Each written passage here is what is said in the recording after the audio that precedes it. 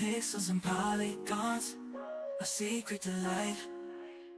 Chris Roberts' vision, an endless night.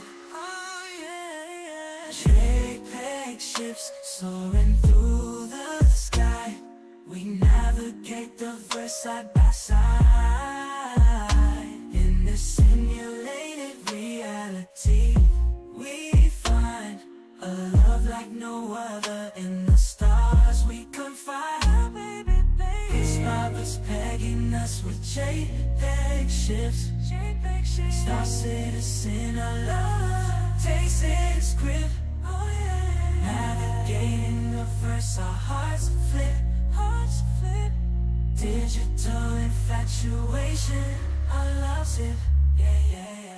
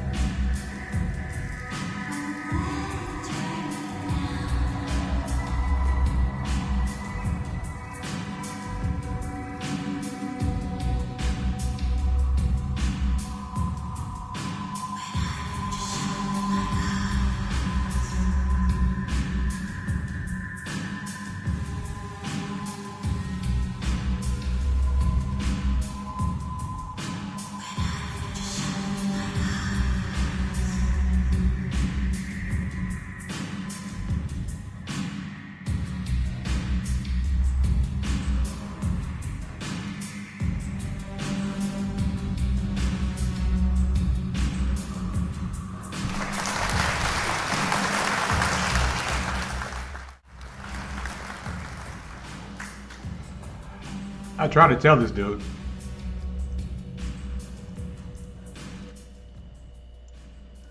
I tried to tell him. I told him not to make this video. Told him don't even upload this. I'm gonna let you guys pile in. I'm gonna let you guys pile into the stream here. Because we got a flame buddy right here. Chat, we got a, I hate saying chat because that's like the new era of what the kids be saying. Hey, chat, chat, chat. But hey, y'all, we got a flame buddy because first of all, this dude can't do simple math in his head. This dude needs a calculator for 37 plus 5 plus 10. he needed a calculator for that, but I was trying to let him live, but he had to go upload this video, and I have his channel not recommended, so this wasn't even on my radar. Someone actually brought it to my radar, and I feel like this is the perfect time to address this, because I do have internet now. Well, I've had internet before, but my internet now is a lot better than it was before. So we could actually get back to the live streaming. We can get back to keeping it real, because people like this right here, right? You know, you guys can see my mouse. If you see a face like this, right? A face like this guy has, just know this guy is never gonna keep it real with you. I'm just saying. This guy is never gonna keep it real. We need y'all to get into the chat, man. We need y'all up in here, because we we gotta talk about this. This I think is rather important because this shows the clear divide within the Star Citizen community. And a community that's divided is a community that's clearly easily controlled.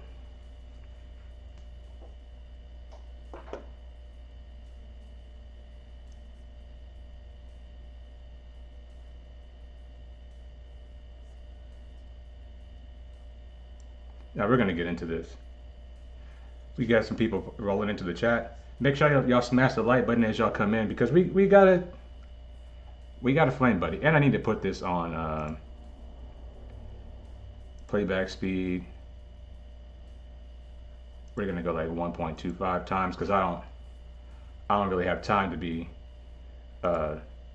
listening to him talk like that. But we're gonna go ahead and get into this reaction.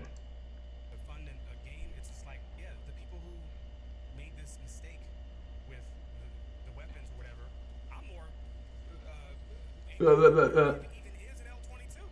Like, we don't, it's not needed, right? Like, just give me the fucking weapons. And then people are going to say, of course, that, you know what people are really going to say, where Reddit's saying right now, is that they just made this so they can get an extra $20 so people can upgrade, or for people to buy too. Like, because another variant doesn't need to exist. The only reason why I don't believe that is because they talked about why it exists. Either they're blatantly lying, which I don't believe they would do. It doesn't make any sense. You can look at John Cruz's face and know. So he just said out of his mouth that they could be blatantly lying about the L-22 Wolf, right? And this is where I come in because he said something earlier before this. He said something about what someone does as a living being a qualifier. This isn't completely forgivable, considering this is such. I don't think it's like a pulling thing. I just think it's just like, what do you do for a living, Chip? I'm gonna start asking everybody this question. So this is where I had an issue with what he said, right? And this is going to be great because I'm going to qualify this later on, right? So keep this in mind. They shouldn't give you LTI. It's just like, I've just stopped giving a fuck about that a long time ago. Like, I guarantee you, like, there's probably gonna be a better shit by then, you know, that does the same thing. LTI only covers the chassis anyway. That's true too, yeah. Just LTI just gets more and more worthless. Yeah, but I still don't want to diminish his anger with it. He did say hot take. I don't think it's like a pulling thing. I just think it's just like, what do you do for a living, Chip? I'm gonna start asking every. He has, okay, he just said, what do you do for a living, right? And if we go back just a few seconds, the dude has simple math on the screen. Like, buddy, if you have simple math on the screen, you can't do 37 plus 5 and 42 plus 10. If you can't add these numbers up in your head, you are in no position to be telling people or to say like what you do for a living as a qualifier. I need to probably turn this volume up on this too. Hold on, because the volume on this is low, so y'all can hear it too. His anger with it. He did say hot take in front of people. I don't think it's like a pulling thing. I just think it's just like, what do you do for a living, Chimp? I'm gonna start asking everybody this question. What do you do for a living? He wants to ask what we do for a living, but he can't add 37 plus 5 and 42 plus 10. Okay. I can't find a reason why somebody's like mad about it. I would just like to know what you do for a living. Just help me understand, like, I found out later while editing that both of the viewers' professions pass or presently require them to be skeptical. I asked this person this personal question because I think a discussion could be had more civil if people knew each other more personally. But you weren't talking like that in the stream, right? In the stream, you were coming flagrant. So I'm going to keep the same energy that you had in your stream towards me, right? So this is how this is going down, bro. This is how this is going down, and you may not like it.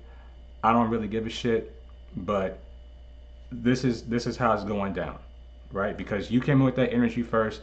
Don't try to back off now and try to play Mr. Nice Guy, because the way that you responded is the real you, right? That's the real you. Don't play nice now. You are, what life experience you might have had. I can't even. And for people to know, okay, my qualifying knowledge on Star Citizen, based on ship engineering and flight model, I was in the Navy for 13 years. Being around ships, being around aircraft, being around all this stuff means that I have knowledge that a person like him probably wouldn't have. And I can use my knowledge and my experience in the military to discern what people will actually like doing in a game, because half of the things that we do in a game I've done in the military, like working parties, like loading cargo onto ships, doing ammo onloads, underway replenishments.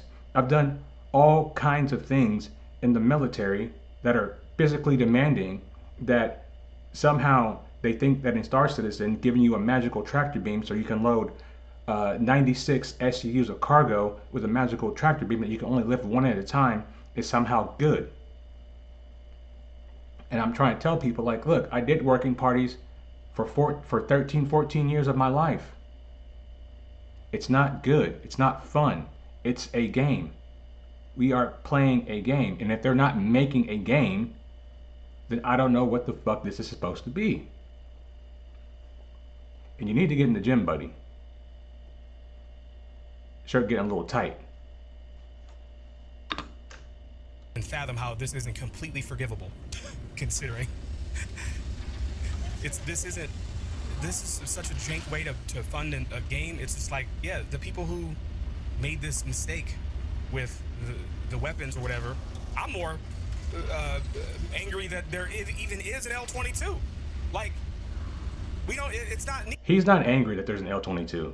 He's just saying that, okay? This guy is he's a total Bob, right? He's a Bob. He doesn't care. He's probably, I'm willing to go out on a limb and make a hot take and say that he is a part of the content creator program.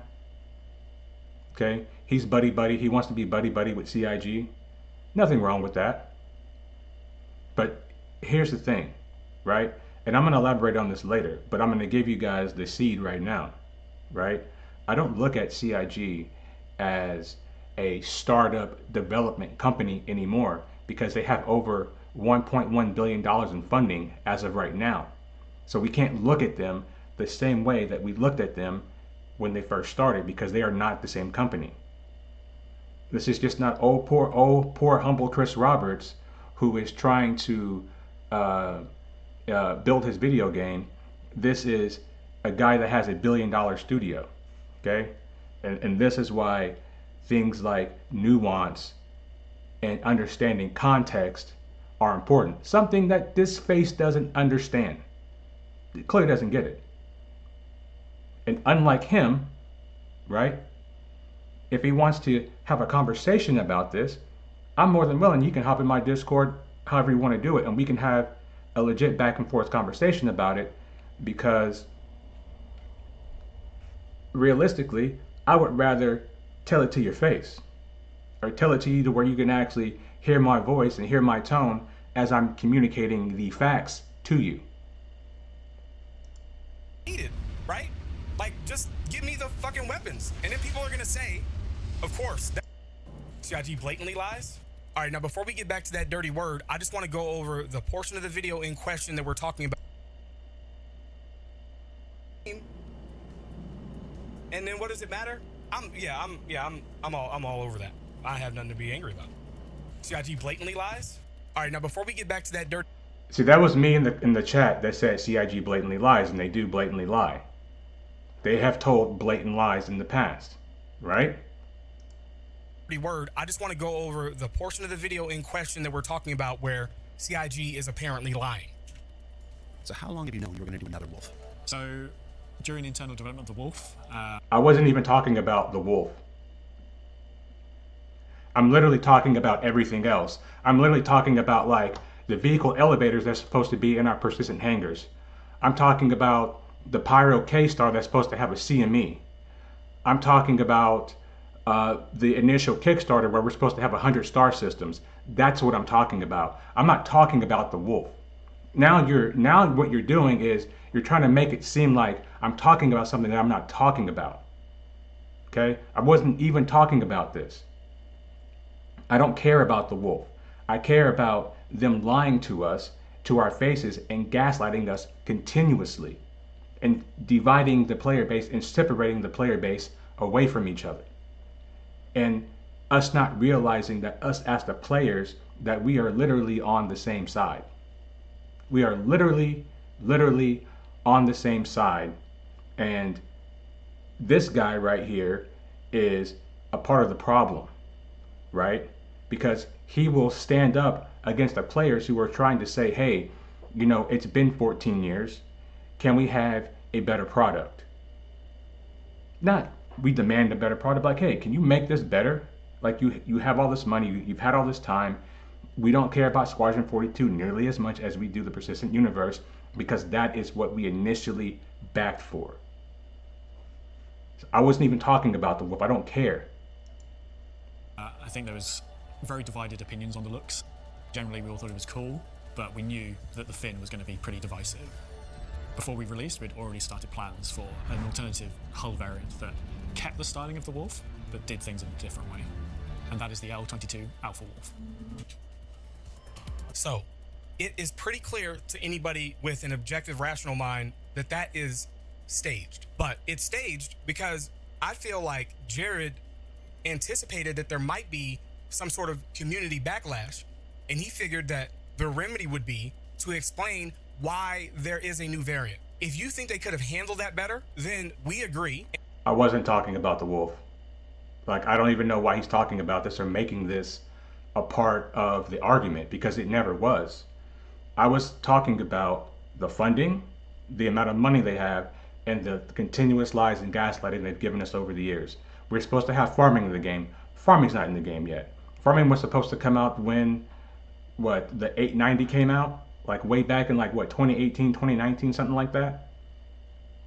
You know, people watching this on playback will probably be able to go into the chat and tell, but, or go into the chat and say when these things were initially supposed to come out. And it's like, every time we bring up something that CIG does wrong, you have people like this that'll try to explain it away. And it's like, no, we need to hold them accountable. Accountability is the only way that we can make sure that Chris is responsible for the money that we've given him. Now, I don't know if he's going to talk about some of the other stuff that I was talking about in the chat, but I don't know why he's making this about the Wolf, because it was never about that. I might even skip this part, because this is not. And the tone for the rest of this video is not directed towards that opinion. But now, if you're going to sit here and tell me that they fabricated this whole story, then that's where we wholeheartedly disagree. CIG blatantly lies? Yeah, they do blatantly lie. Give me an example. Give me an example. You don't want. Because he sits here and he's trying to like act tough and trying to act hard, and he's like, bro, you're not that guy, buddy. You're not that guy. They have told so many blatant lies. If CIG were not liars, there would not be an entire subreddit dedicated to refunds. CIG or Star Citizen refunds would not be a subreddit if they were not lying to us. Okay? I'm trying to not really go off on this guy.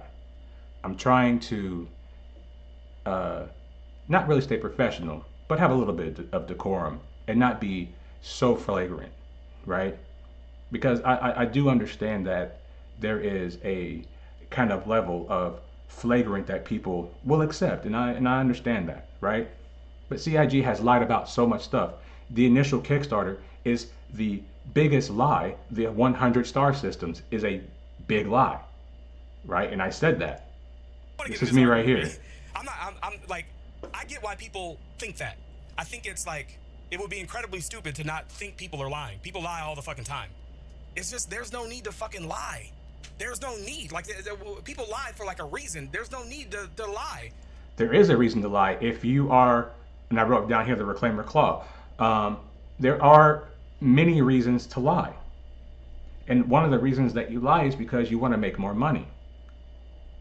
Okay? Now, you may have been raised differently to say what a lie is or what a lie isn't, but for me, it's a lie when you say in writing that, hey, we are going to make a game with 100 star systems, and then you turn around and say we can only do 5. And my question is well, you had over 10 years, so what changed? What changed? Is it a limitation of your tech? Is it a limitation of the developers in your company? Do they have the skill required to accomplish such a task? And where did the money go? If you were given money to make a game with 100 star systems and we don't have a game with 100 star systems, that is a lie. I don't know what else to tell you. You know what I'm saying? And I don't look at CIG like a Rockstar or like an EA or like a Blizzard or anything like that. Hello Sub is an idiot. I don't subscribe to his channel when the MSR came out. He's 100% a fanboy. He couldn't see the forest. He couldn't see the forest for the trees. Yeah, the dude's an idiot. Like, he couldn't do simple math. This dude, like, literally, like, dude, bro, like, look at this. I'm gonna scroll back. The dude right here, look.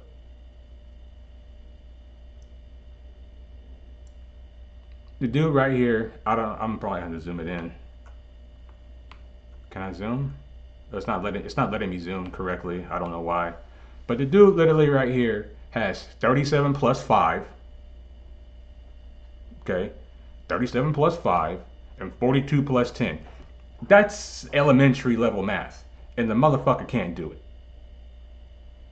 Yet, he wants to sit over here and try to have these opinions, and then what he did, which this is so disingenuous, is he goes and he tries to make this about the wolf.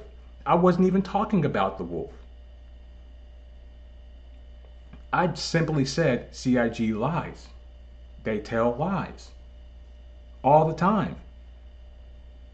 And instead of the player base coming together under one accord, and we don't have to agree on everything, but we do have to say like, hey, they are making very, very poor choices right now. And all of this is coming ahead with engineering, like right now. Like, we're going to get into all the engineering stuff later on, but just know that right now, this guy, he has to be a part of the content creator program. The way that he stands up and he wears the white knight cape for CIG, and these are not the people that should be the ones representing the community. Just point blank. These shouldn't be the people. You understand what I'm saying? Am I having stream issues right now? What the fuck? Hold on. My YouTube stream's like crashing on me.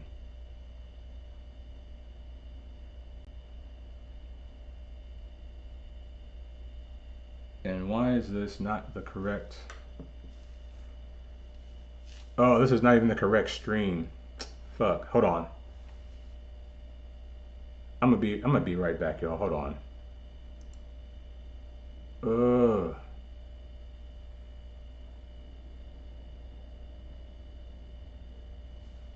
This is the wrong one. I need to change the name of this shit real quick. Hold on. Give me 1 second, y'all.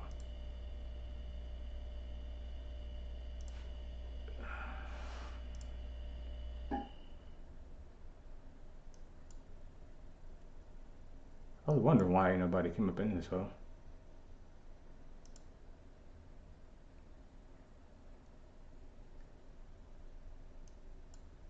I bet everybody's waiting on that one too. Yeah, there's people in there waiting.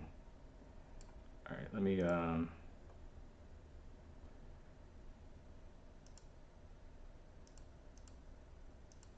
delete that.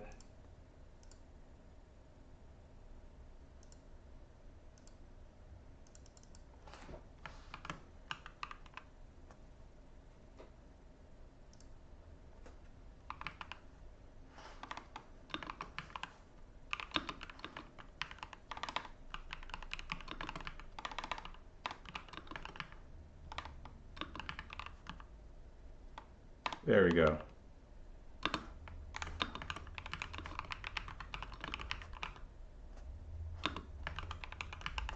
There we go.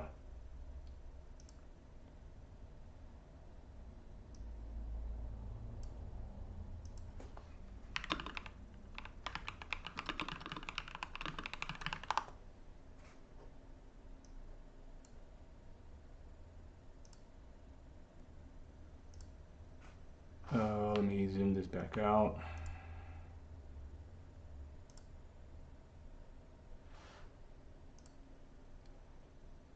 I think we're good now.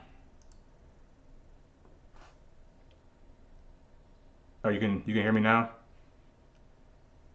Yeah, my bad, y'all. I hit the wrong stream button. I was maybe like a little bit too excited to get in here and absolutely roast this dude.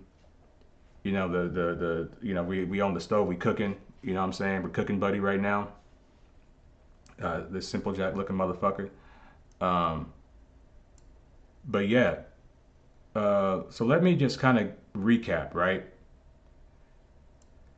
So during this time, I was trying to get the subscribe the armor for doing the fucking watching the streams on Twitch, the Twitch drops. I was trying to do that, right?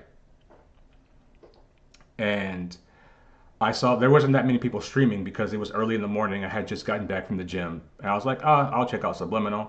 Don't really follow him that much, but he was on there, and I was like, okay, right. And when he came in, he was saying, and this is a perfect picture, frame the pause his face on. But essentially,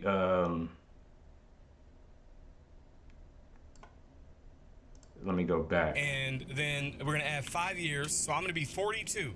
What a quick about that. It's like the reason to have a. I also don't give a fuck about LTI, man. Like at this point, it's like 1.0 is gonna come out in 5 years. So we're gonna Let's get a calculator here. I'm never gonna say 2 years again for this game. So we're talking. I'm 37 years old, and then we're gonna add 5 years, so I'm gonna be 42. What a quinky dink. Dude, you can't add 37 plus 5 in your head. So what I'm about the same age as him, right? So we grew up in the same era. I don't know where he's from, but when I learned simple math in like first and second grade, right? The teacher told me, and I never forgot this, right?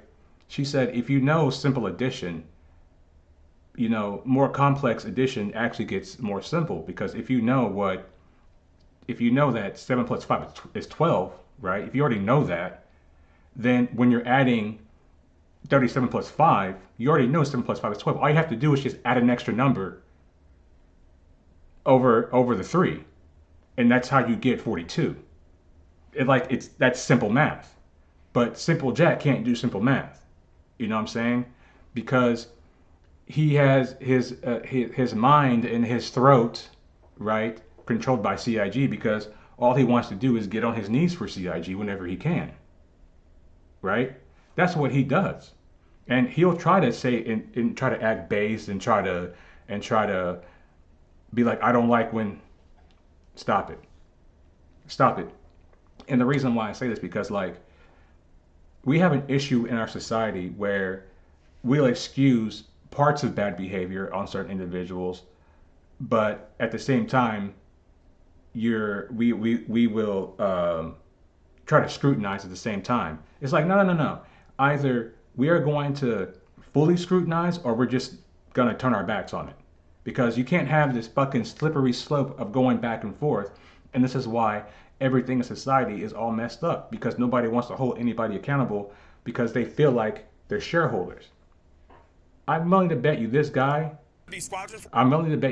probably has over $10,000 in ships. I'm willing to bet you that. Right? Because he's a total Bob. Now, do I have over $1,000 in ships in this game? Yes. But here's the difference. Here's the clear difference. I understand that Star Citizen is a black hole money pit. Just like my Skyline is a black hole money pit. The money that I throw into my car and the money that I throw into this game, I'm never going to get back. I accept that money as gone, as it's not ever going to be seen again by the light of day. Okay? I understand that. I accept that. I knew that coming into the project. But people like this will sit around and talk like in the future the ships are going to turn into like some type of NFT or some type of blockchain asset or some type of share for us backing the game, and that's never and that's never going to happen. The most, if this game is successful and all the backers who have been backing this project for a very long time, the only thing that we'll probably get is a thank you letter from Chris and a free limited edition skin. That's about the most you can expect. They're not going to look at it and be like, dang, look at all these people who have backed us with these ships. Let's give them a kickback. They're not ever going to do that. And you guys need to understand it. You guys need to get it through your heads right now that the money that you spent on ships is lost. We also, how that money was the giveaways that you did out of your own pocket with no backing from CIG. Yes, every ship that I've given away was out of my own pocket, out of my love for my own community, my love for what Star Citizen was supposed to be. Okay, it was what it was supposed to be. I did that based on in the direction I thought the project was headed. Had I known the project was going in this direction, I probably would have never did that. Agreed shipmate, small boy forever. Hey, small boy life. Destroy your life. DDG 91, stand up. You know what I'm saying? Every sailor is a firefighter. I'm a firefighter, bruh. I fought fires on ships. Don't want to do it in a fucking video game. Give me automatic fire suppression. God damn it. Repair Locker 5 investigator right here. Come on, man. But yeah, boy can't do simple math. Boy can't do simple math. And we can clearly see that, right? And then he does the most disingenuous thing, and he tries to make my argument about the wolf, right? Which I didn't even know that he was going to do that, which is crazy to me. People may not have bought it because of the ballistics, because like you could just buy the ballistic pack now, or buy it in. And here's where I came into the chat. Jank way to fund a game. It's in front of people. I don't think it's like a about it. I would just like to know what you do for a living. Just help me understand. Like, Let me back that up a little bit. what do you do for a living? And he did say hot take in front of people. I don't think it's like a pulling thing. I just think it's just like, what do you do for a living, Chimp? I'm gonna start asking everybody this question. What do you do for a living?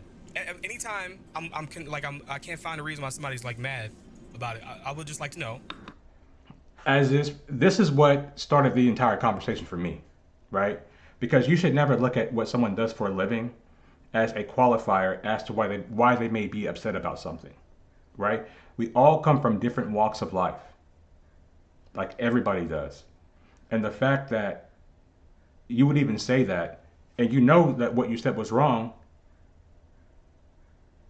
because you made this edit right here. You made this edit because you knew what you said was wrong. This is how you know, right? And I'm like, how dare he say something like that? Because I know people that work at McDonald's that have a lot more sense than you. I know people work at Walmart that have a lot more sense than you. I know people that working at dead-end jobs that have a lot more sense than you. And no matter what they do for a living, right? It doesn't matter what they do for a living. All that matters is that they are a part of the Star Citizen community just like we are.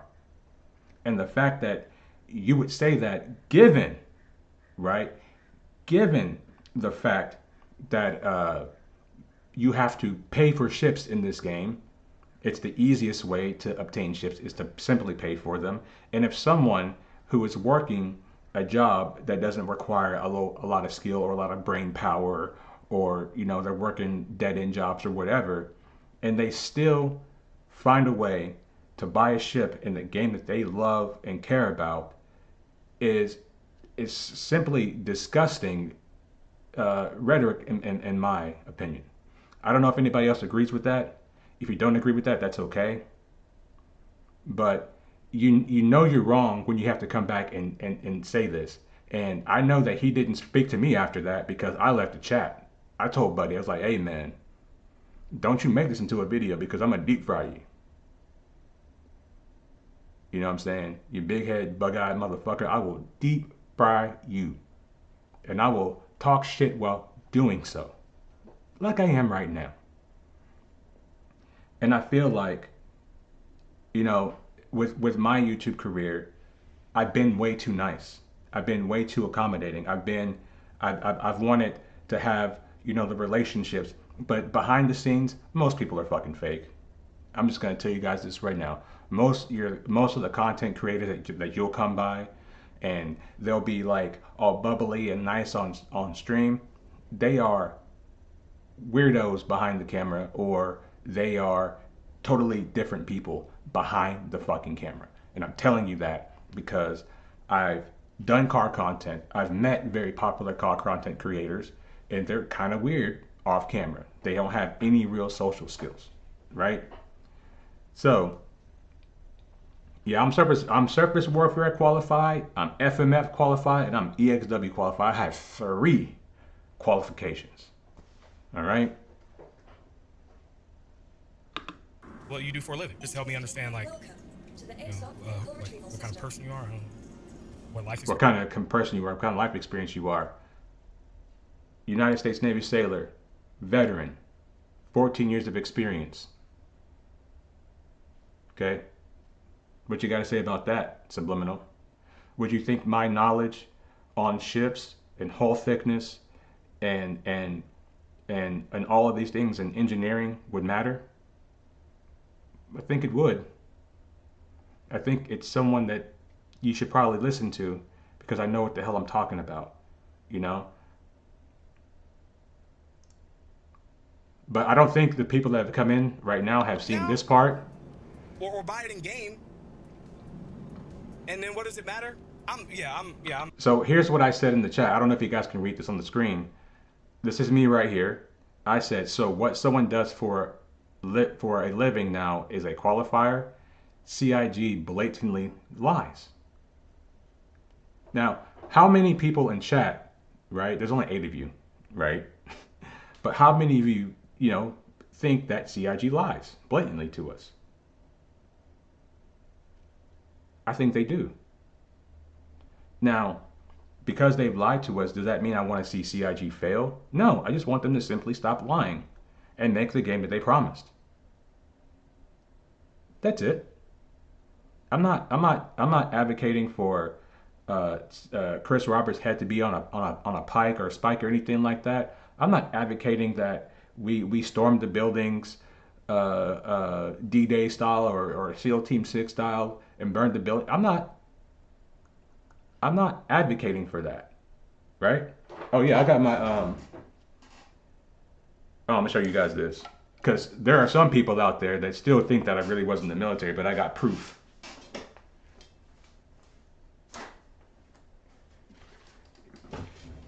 I got proof right here. This is my farewell gift. Let me turn it around.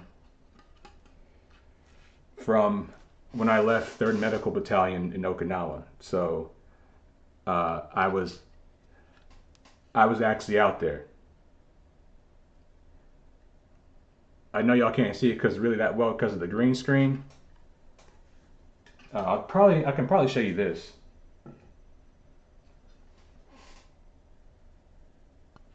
This is the front side of the little Tory Gate thing. So there are some people out there that think I wasn't really in the military, but they do it every time they release a ship and nerf it. Yeah, when it's not the new hot thing. They just nerfed the Perseus. The Perseus just got the biggest nerf, and it makes no sense until you realize they're selling a battlecruiser next year at Invictus. And then what they hope is the people that have the Perseus upgrade to the battlecruiser.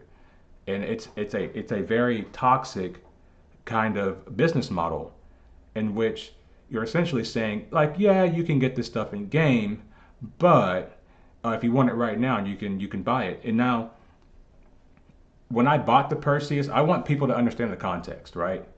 When I bought the Perseus, when I pledged for the Perseus, there was no master modes.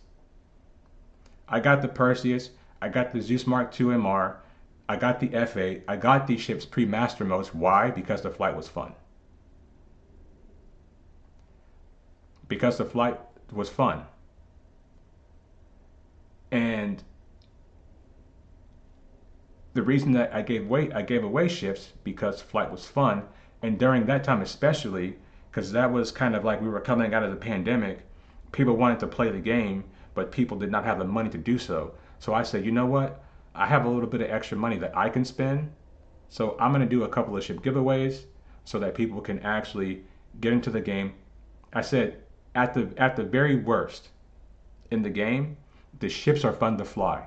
And for some people, that will be good enough. And for me, that was good enough. Having fun ships to fly made the game fun. The game is not fun now. You don't ever see anyone flying around in the game anymore. You just don't see it. You never see people flying around. Kenup as my witness, because Kenup used to be on streams with me. He used to be on streams with me. And Kenup, we met a guy who used to low fly his 890 over Daymar. And we're like, dude, that's so cool. Can we come low fly with you? And we were in the 890 and he's low flying and barely missing rocks and things like that. It was a lot of fun. And we're like, dude, that's legit. And realistically, it's something that I would expect that if that type of flight was actually feasible in real life, that if some billionaire had, a yacht like a space yacht like that they would probably go out and do that if that were possible. You know what I'm saying? But let's get back into this because we got a whole lot of stuff to talk about. I'm all over that. I have nothing to be angry about. CIG blatantly lies. All right, now before we get back to that dirty word, I just want to go over. He calls it a dirty word. Now, see what he's gonna do right here, guys. I don't know if the guys are coming into the stream right now, but he's trying to make this. He's trying to make this about the wolf. I was not talking about the wolf. I was not talking about the wolf at all. I wasn't. So let's continue. For the portion of the video in question that we're talking about where CIG is apparently lying. So how long have you known you were going to do another wolf? I never said they lied about this. I didn't bring this up. I said they lie. So during internal development of the Wolf, I think there was very divided opinions on the looks. Generally, we all thought it was cool, but we knew that the fin was going to be pretty divisive. Before we released, we'd already started plans for an alternative hull variant that kept the styling of the Wolf, but did things in a different way. And that is the L-22 Alpha Wolf. So, it is pretty clear to anybody with an objective, rational mind that that is staged. But it's staged because I feel like Jared anticipated that there might be some sort of community backlash, and he figured that the remedy would be to explain why there is a new variant. If you think they could have handled that better, then we agree, and the tone for the rest of this video is not directed towards that opinion. But now, if you're gonna sit here and tell me that they fabricated this whole story, then that's where we wholeheartedly disagree. CIG blatantly. I wasn't talking about the wolf in the first fucking place, dummy. Okay? And you know what's even more annoying about this is that he literally put this whole thing into the video, right? All well knowing that I made different arguments later on in the video. Now, he could be addressing the other guy, right? And I'll give him that, right? But to even put this in here when most of your dispute came with me personally, this just seems weird to me. Like, why you would even say that? Lies? Give me an example. Give me an example. I'm gonna give an You example. don't want to get in this argument with me. I do want I'm, to. like, I do want to get into this argument with you because you're a fucking idiot, and somebody needs to tell you that you're a fucking idiot. Somebody needs to keep it real with you. Be like, hey man, you a dumbass. You a fucking idiot, and you should not have said anything that you have said. What you need to do, subliminal, and here's my advice, and this is not subliminal. This is not a subliminal message to you, right? This is an out loud, in your face message. Stick to doing the Bob stuff, seeing what ship fits and what kind of ship. Stick to doing your ship reviews. Stick to the Bob behavior, okay? Because when it comes to keeping it real, you're not on that level. You're not that kind of person, okay? When it comes to talking about and being honest and being objective about CIG, that's not you. That is not something that you are capable of. So what you need to do is not do that, because then you're going to run into somebody like me who's going to keep it all the way real with you and explain things in a proper context. I get why people think that. I think it's like, it would be incredibly stupid to not think people are lying. People lie all the fucking time. It's just, there's no need to fucking lie. There is the need to lie. When you've missed every single deadline, when you have over $1 billion, it's around 1.1 billion actually. It's not even 900 million. It's 1.1 billion, right? When you do things like that, and you're taking a decade to make a game, people, especially when it's supposed to be an open development, people are naturally going to start asking questions, right? And I know people will make the argument that Rockstar has been developing Grand Theft Auto 6 for the past decade, and they have not. That's not even a true statement.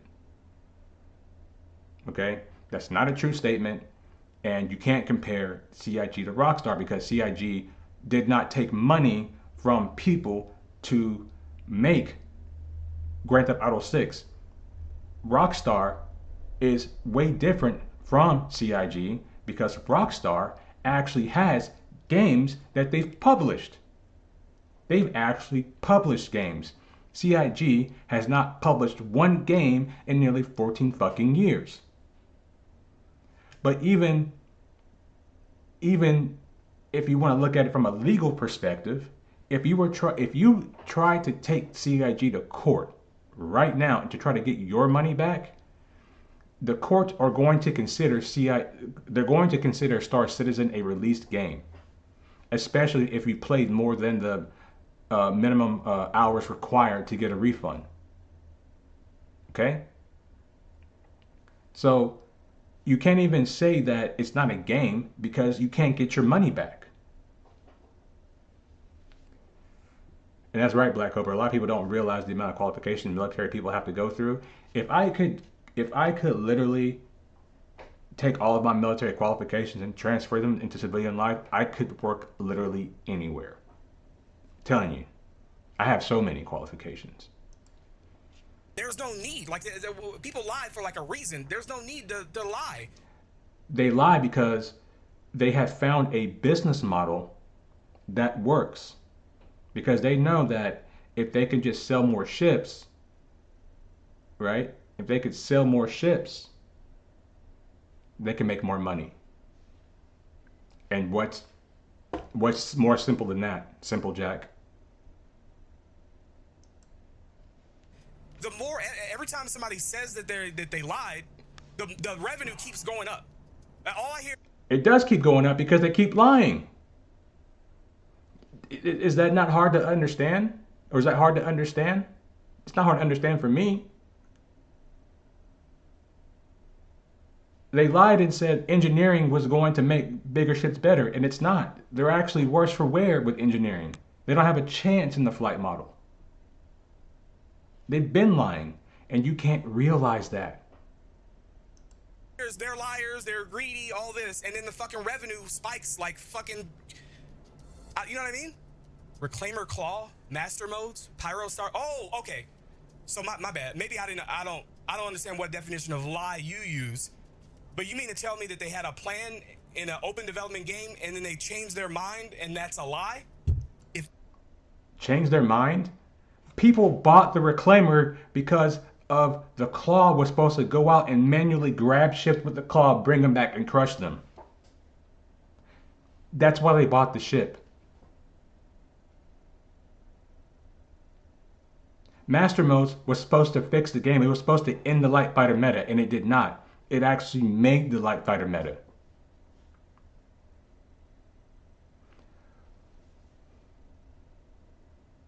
Can you honestly say, subliminal, this is a question directly to you right now. Can you honestly say that engineering with the current flight model, with the current weapon tuning, with the current tuning of engineering, can you honestly say that's in a good place? Honestly? Because if you can honestly look yourself in the mirror and say that, you're lying, but only to yourself. You can listen, guys. Here's a lesson in life, right?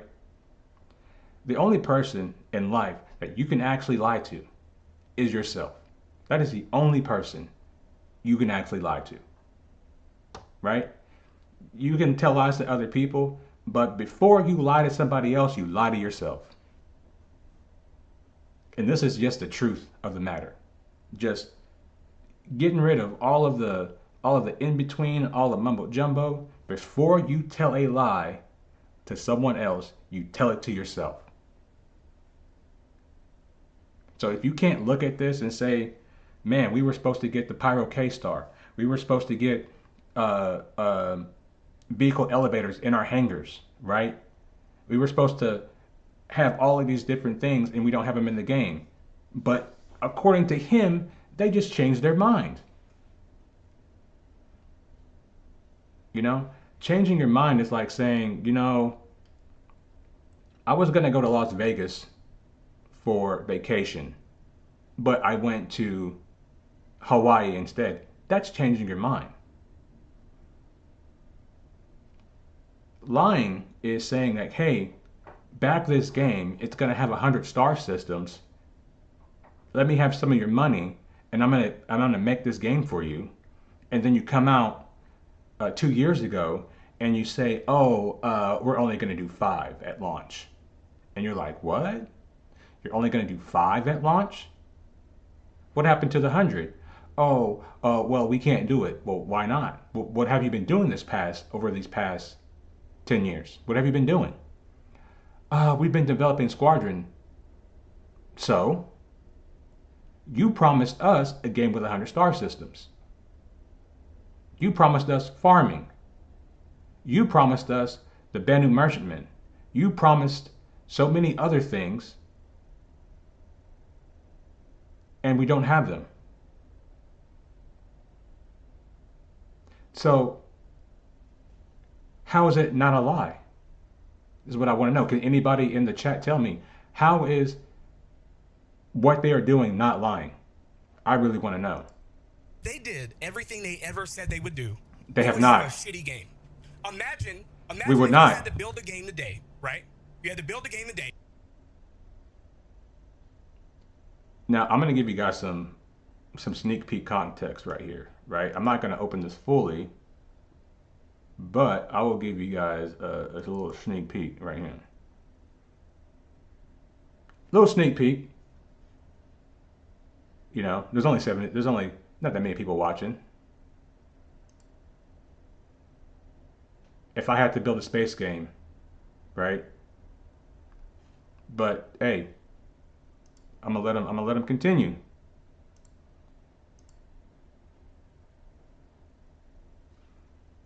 What's going on with this? Was it?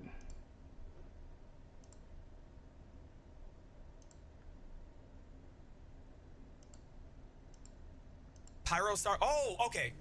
So my bad. Maybe I don't understand what definition of lie you use. But you mean to tell me that they had a plan in an open development game and then they changed their mind and Notice how he called it open development game. I want you guys to put a pin in that. that's a lie? If they did everything they ever said they would do, we would have a shitty game. Imagine It would not be if shitty. you had to build a game today, right? You had to build a game today. Again, guys. Context. Context matters. They shouldn't give you LTI. It's just like Context matters.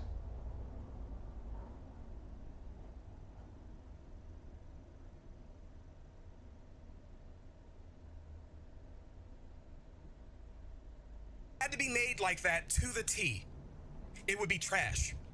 What is the It would not be fun trash. to make. We wouldn't have any input. You want a closed development game? Just fucking buy a completed game where you don't have to be involved in the development process. It's not lying. It's just they either change their mind or whatever feature is no longer it isn't a priority like you might think it is. I'm more inclined to just blame the community, if you've been here for years, to not like understand what this is. Like, they're building this game. Plans change. If they didn't, that wouldn't even make sense. It doesn't make sense. If you're going to have an open development game and then plans change, why are you not communicating effectively those changes to your player base? Why are you coming out when you said, okay, we're going to do 100 star systems, and then you keep saying over the years, we're going to do 100 star systems, and then at the last minute, you say, oh, we're not going to do 100 star systems. We're going to do 5. Now, I've said that a game with 5-star systems would actually be kind of fun to play, right? I have no issue with that, but that's not the point. The point is they said one thing and they did something completely different. That's the problem. That's the problem. And they took money while doing it, and they're taking money while doing it. Do you understand? Now, subliminal? Do you think I'm speaking to you in a subliminal way? Because I'm pretty sure I'm using plain English. Like, anybody who's watching the video now, or if you're watching this on a playback, on the restream, you can tell me if I'm not speaking plain English. I understand plans change, right? But when your plans change 180 degrees off of what they were supposed to be originally, you start walking in a complete other direction. Oh, no worries, Ken. I know you have responsibilities in the real world. You know, I know that you're a dad and you're a damn good father. And honestly, dude, I'm gonna give you some flowers right now, because coming from where we came from, Ken, for you to raise a son and maintain and maintain the same morals and ethics and everything that we had as children, and not change who you are as a man, I respect that. And you, sir, get an applause. And I'm gonna address this little thing down here, this motherfucker that said eagle eye, this faggot right here, who says go play Starfield, right? So, saying to go play Starfield, right? Anybody who makes these kinds of comments, who says, well, go play a different game, well, go do this, they cannot argue the point.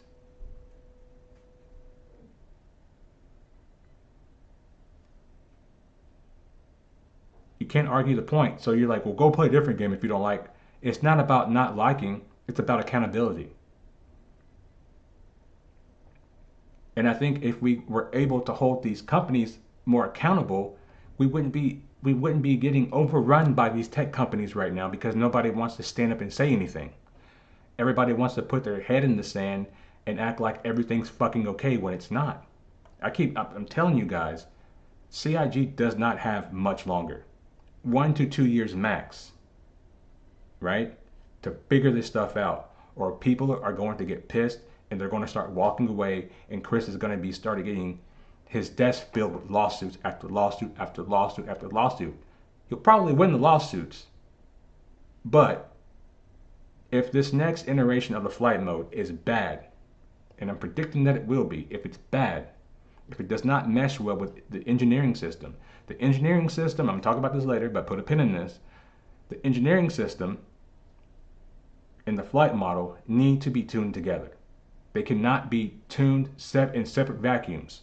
The engineering team and the flight model team should be one team. The reason why is because these systems complement each other. I've made this take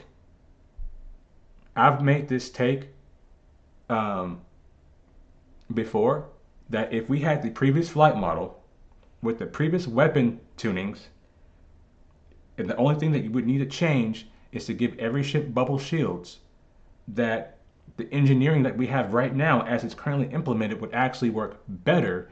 And the reason before that is because bigger ships actually have a chance to not get hit. Now, I'm going to tell you guys the best defense in fighting. The best defense in fighting, because I kickbox, is not to block with your forearms or to do your cross blocks to block kicks or to even raise your leg to check a kick. The best defense in fighting, and this is true in any fight that you would get it in life, is to not get fucking hit. And I'm not saying that every large ship needs to have so much movement that they're impossible to hit. I'm just saying there needs to be pilot skill involved heavily in how your ship stays alive. Because what they've done with master modes is they've made the game into a face tanking DPS race. And that does not mesh well with the engineering systems, with the engineering system that they're trying to implement, because big ships are just too big. They cannot get shots off of them. And you have slow ships with very fast projectile speeds. They reverted the changes back to 4.4 live because people like him, the Bobs, were complaining. They were complaining about they couldn't hit anything because you couldn't hit anything at over 2 kilometers. You just couldn't spray and pray to hit a target. But when you have ships that only without their boost afterburner mechanic only go 220 meters per second, and you have a projectile that's literally 8 times faster than the ship, you will never have a balanced engineering system or a balanced flight model. You either need to slow the weapon projectiles down so slow, right, that people can actually make meaningful deflections, or you need to bring the ship speeds up so that people can make meaningful deflections. Master mode and larger ships make sense. It doesn't make sense. It doesn't make sense. And I'll tell you the reason why it doesn't make sense. The reason why it doesn't make sense is because if I'm in a turret, right? And let's just say I'm on a hammerhead and I'm in a turret. Way off in the distance, there's a buccaneer. Let's just say there's a gang of buccaneers. The buccaneers also have size 4 weapons. Now let's add the new armor system involved. Size 4 lasers are the best thing to bring down armor. Not ballistics, lasers. Do you know how fast the projectile speeds of the size 4 rhinos are? They're 1800 meters per second, right? How much are you going to need to move that hammerhead to get an 1800 meter projectile off of you? Meanwhile, you have the same range as the same size 4 weapon on that buccaneer, on your hammerhead. But guess what? You are not going to be able to hit those targets because they're moving outside of your ship's effective range. Right? They are moving outside of your effective range. So meaning that as long as that buccaneer stays outside of 1800 meters, the hammerhead can never close distance. The hammerhead has no options but to sit there and die. And that is not a game that's worth playing for multi-crew ships, because a hammerhead should be one of the most terrifying ships that a light fighter can see in the verse. And they're just not scary. You can literally backstrafe and pull distance and wear down a hammerhead and kill it by yourself. Large ships should have shields large enough for anything smaller than a size 6 gun. It won't matter. That's not going to change things. Because if I bring enough fighters, I'm going to be able to wear down your shields. What needs to happen is the fighters have to play in the same space that the turret guns are effective, right? So I've been saying for years that the the weapon distance should be directly tied to the power plant and not the actual weapon itself. Once you tie that weapon output to a energy management system, which would favor engineering for all ships, now those Buccaneers, because they have a size 1 power plant, they only have between 8 and 900 meters of range on their guns. So that means that Hammerhead still has its 1800-meter range because it has a size 3 power plant, meaning that if a gang of Buccaneers want to come in and try to take out a Hammerhead, one, they're going to have to be highly coordinated. And number two, they're going to have to get into range to where they can be shot, meaning that both sides have risk. Both sides have to have skill in what they're doing. Okay? I would say for the bigger ships, take away, for the multi-crew ships, take away the aiming assist and give each turret, right, its own unique buff to velocity. And so what you would have is, because these bigger ships have they have more power, they can put more power into their weapon systems, and that's going to give them a buff in velocity and a buff in range. And now you have a Hammerhead that can actually do aerial denial, which it's supposed to be able to do. Okay? But at the same time, you can't have a flight model like this to where the fighters run out of energy and get slow. Okay? You would need a flight model like the previous one, and you can still have your boost mechanic in it, right? But what has to happen is like you can't be penalized for using your boost and then you hit a speed wall and now all of a sudden you're slow. That's not going to work. They are not, I'm telling you guys, they are not going to be able to balance this game until there's a flight model, until they get their heads out of their ass and they realize like, okay, we actually need to bring the speeds way up, but not so much so how they were in the previous flight model. I'm saying between your fastest racing ships and snub fighters should be going around 800 meters per second, right? And then you scale them down from there. And that is how you fix the issue, right? Because it won't matter if you can't do anything to the shields, because if you bring enough shields, because they've already said this, that you can bring a size 1 gun and wear down armor eventually. And people like me have been telling people like you this the entire time. We've been telling you this the entire time. Your armor's not going to save you, because if I all I need to do is just bring more fighters. And that has been the solution in master modes. And now everybody's like, hey man, this engineering is tuned pretty bad. And we're like, yeah, we've been telling you guys this. Now you're starting to listen. Look at the current implementation of engineering. Armor, the way that armor works in this game is not different. It's just another health bar.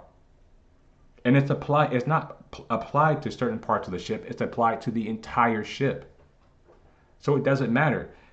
If I shoot the back of your ship, I wear down all of your armor. If I shoot your ship in the same place, I wear down all of your armor. I can shoot your ship in the same spot over and over and over and over and over again, and it wears down the entire armor. Not the armor in that part of the ship, but your entire health pool. And that's what people don't understand. That's what we're trying to tell you guys. You can still get through the shields. I know what you're trying to say, but what CIG has already implemented is that you can already get through the shields. And you don't need a big gun to do it. You can do it with size 4s. Size 4s can bring down the shield on capital ships. I'm not saying what CIG is doing, what they should do. I'm saying what they're currently doing right now in the game. It's currently in the game right now. And they have a document talking about it. How they're going to do armor. What I'm saying is that instead of the weapon being the meta, right, you remove that. And you say that your energy output is directly tied to how much energy you have into your weapons. It needed that. And the reason why it needs that is because if not, then all that's gonna happen with engineering is people are just gonna use meta weapons. So we're gonna go from a meta ship to a meta weapon loadout, and that should not be the case. Your ship's survivability should be based on the skill of your pilot, the skill of your turrets, and the skill of your engineer to keep this, your engineers plural if you have multiple, to keep your ship running. But the flood model is so bad that it's very, very easy to just go snipe someone's power plant. It's so easy. Just to snipe power plants. You get shut off in 3 or 4 seconds. The Idris K laser and the Idris railgun were reverted back to their previous stats. And now an Idris with a railgun can one-shot anything that's not a Polaris or another Idris. Is that the kind of game that you want to play? Do you want to be in a big fleet battle and all of a sudden the Idris just rolls up with 1 or 2 people in it, and your Hammerhead and your Perseus or your Paladin or your Asgard is fully crewed and you guys get one shot by an Idris? Is that the kind of game you guys want to play? Because you don't have the ability to move and make deflections. You don't have the ability at distance to get off the nose of an Idris? That's not a game worth playing. I'm sorry. And I made this hot take too. I said engineering is gonna fuck the game. By the way, the new flight model testing is trash. I know a guy testing, he said it feels like atmosphere in space. Well, there you go. And then when that comes out with engineering and everybody is just so slow and they're getting hit by everything, the game is going to be over. Now, I don't want that, right? I don't want that, but that's what he wants. This is the game he wants. The only way that you're going to have multi-crew in a flight model like that is everybody's flying an Idris. Everyone's flying a battlecruiser. Everybody's flying a Javelin. Everybody's flying a Bengal carrier because they're the only ships that can actually take damage. You actually have time to go and try to repair the ship.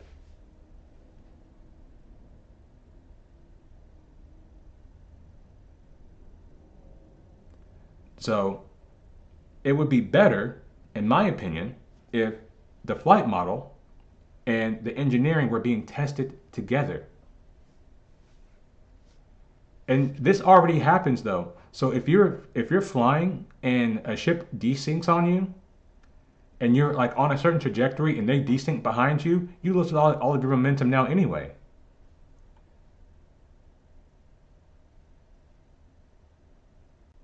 So yeah, so let's continue.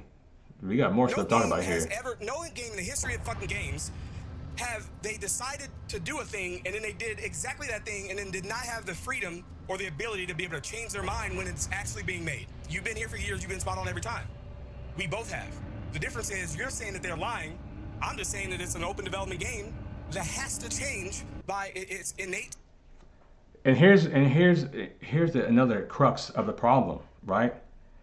He says they're allowed to change their minds, but Chris Roberts has never changed his mind about the development of Squadron 42 being the priority.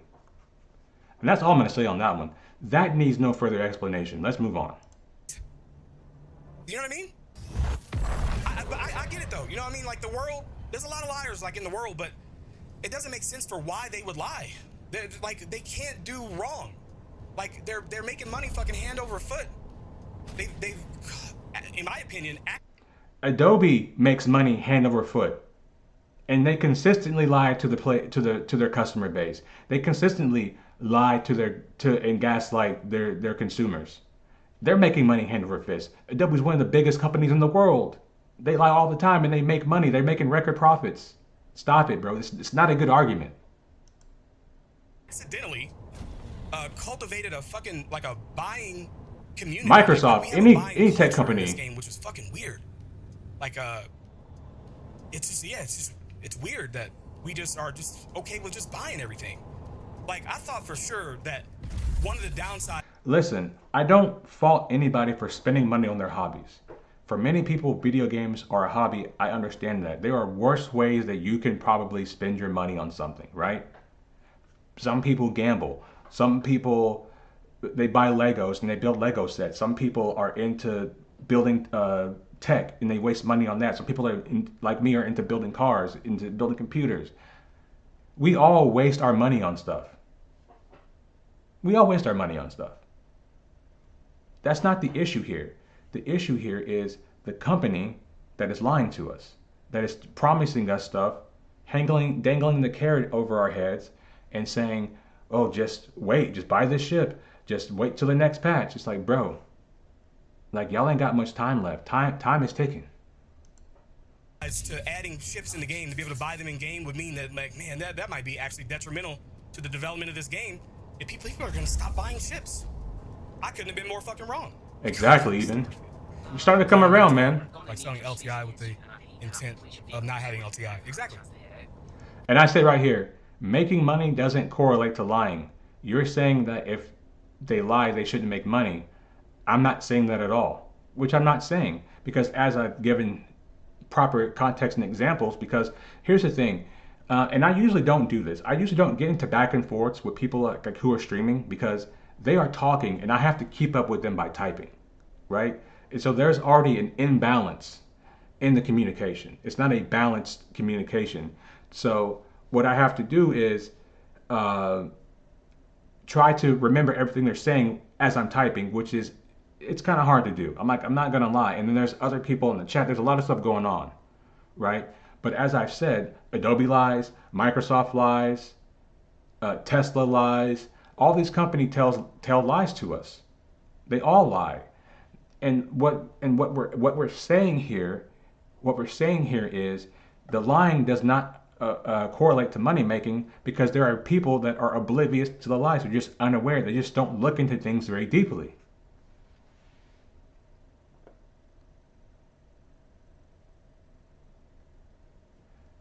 Yeah, but I was also saying what it should. Okay, so what it should be for these bigger multi-crew ships, right? A ship like the Perseus, a ship like the Hammerhead, a ship like the Reclaimer, the 890 Jump. Well, the 890 Jump is a little bit different because I think it's have a lot weaker of a hull because it's a luxury ship. But these bigger ships, they shouldn't be getting hit with anything smaller than a size 5. You should need size 5 weapons to bring these ships down, or what the fuck is the point of a size 5? You know what I mean? And I also think that lasers should not do anything to armor. That armor should be highly resistant to lasers and less resistant to ballistics. You know, like you should have to chip off the armor, right? And then the armor shouldn't just be like a health bar that's for the entire ship. Like your armor should only be depleted in the areas in which it's being shot. Like that's what I'm saying. And that would actually make sense because it makes sense for I lose the armor in the front of my ship when it's getting shot in the back. Pause. But that's how it works. Like that's crazy to me. I mean, think about it like this, right? Marcus, you're saying that they're liars, right? They are. Imagine if they didn't lie, and then they were like, you know what? That Death of a Spaceman article we wrote back in 2013, yeah, we're gonna go back to that. No more of this fucking regen crisis. No more of that shit. No more of that. Just, yeah, you die, you lose everything you bought. Yeah, that would actually make sense. It would actually make the game good because then players would actually have to make meaningful choices in the game and not just, oh, well, I can just backspace because I respawn with all my stuff because we have looting tier 0 in the game right now. And you die and you just come back with all your stuff. You come back with your armor and your guns. You just don't have anything that was in your backpack or inside your armor. But everything external, you keep. that what we have right now is making the game less of a game than what we could have with Death of a Spaceman, because it would actually make sense. Before, right, they put this tier 0 looting into the game, right? Before they did this, you would die and you would have to go back and retrieve your stuff. You would die and you would lose your stuff. You down somebody and you take their stuff. Excuse me. You down them and you take their stuff. Like, what lies tell me what lies you're okay with. Kira says server meshing has been working all year, and it's not. Is that lying? What are you talking about, dude? Server meshing is working. Okay, context. Context is important, right? And bring this up. Now, this was recorded last night on the live server with Canop, right? This is server meshing, guys. Now look at this. This is server meshing.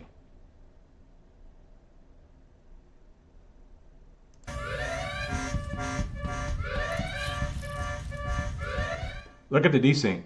He's floating. Look, he disappeared. And he's back. He's floating. This is server meshing, guy. This is server meshing.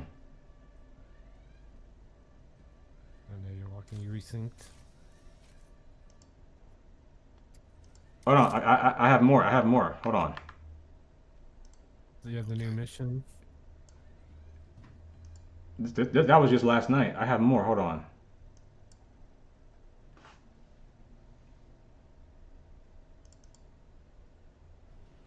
This is server meshing, guys. Server meshing is working. Look at this. The nose of my ship was literally in the fucking pad, bro. Like, you literally have to record this stuff and show it to people, because otherwise they look at you like you're crazy.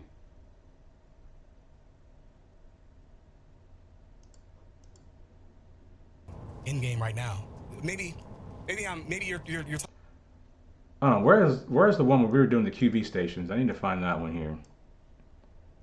We were doing the QV stations. It might be one of these.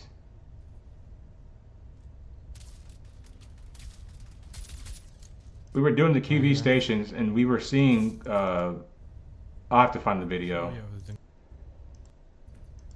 There we go.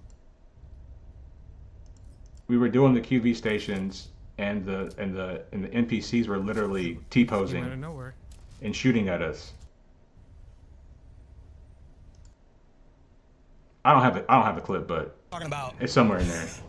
Maybe you're talking about like something he said 2 years ago. Making money doesn't correlate to lying. You're saying if they lie, they shouldn't make money. I'm not saying that at all.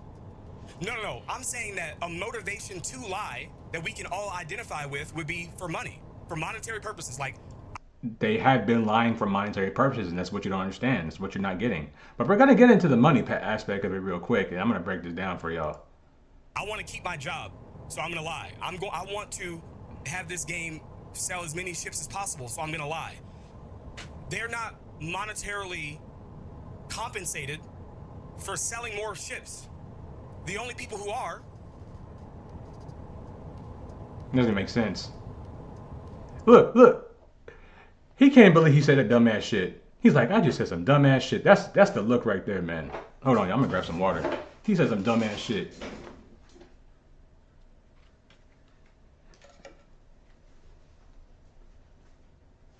Oh my fucking goodness.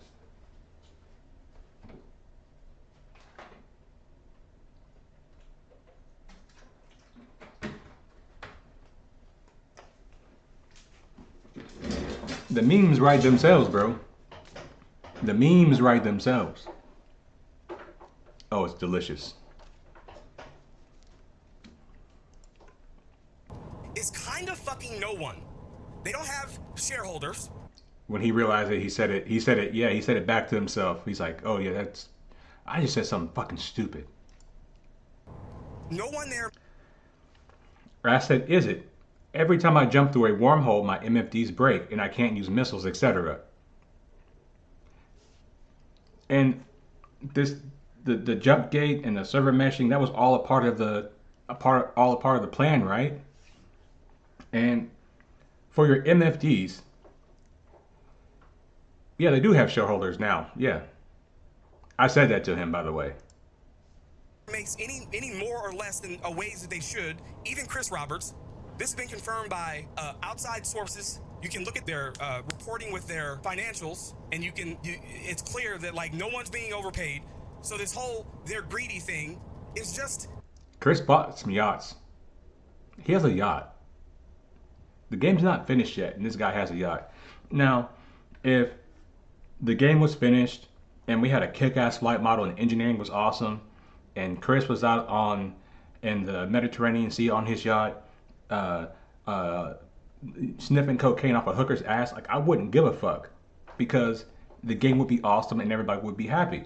Again, as I said earlier, we forgive degenerate behavior as long as we're satisfied. But we're unsatisfied right now, so we're not going to forgive it. And this is just the reality of the world. Okay? People will excuse degenerate behavior based on circumstance. This is just reality. You see it every fucking day. People have their own biases. Like I said, if Chris finished the game, let's just say he finished the game in 2020, and we've been getting kick-ass updates for the past 5 years, and we've been getting, you know, more and more badass ships, and we didn't have like all this power creep, and everything was just flowing like perfectly as it could be. I wouldn't care if Chris was sniffing crack cocaine off of Sidney Roberts' ass in the Mediterranean Sea on his yacht, because the game would be awesome. Okay? So, yes. Like ignorant because every fucking dime they make makes the game get completed faster. How did Chris Roberts buying a yacht make the game get completed faster? How did Chris Roberts making a fucking his fantasy game studio with a movie theater inside of it, how did that help the game get done quicker? And better. That's how I jump through the wormhole. My MFDs break. Can't use missiles, etc. Like that doesn't mean that it's broken. Okay, we have a. Does that not mean that it's broken? Guys, we're getting engineering into the game, right? Soon. Like before, today's the 11th, December 11th. Thursday, December 11th, right? Let me pull up my calendar right here. I would say before next Friday, the game, like the PTU is going live. Your MFDs will still, in the PTU version that's out right now, your MFDs will still break going through a wormhole. Meaning that you are not going to be able to see how much damage your ship is taking.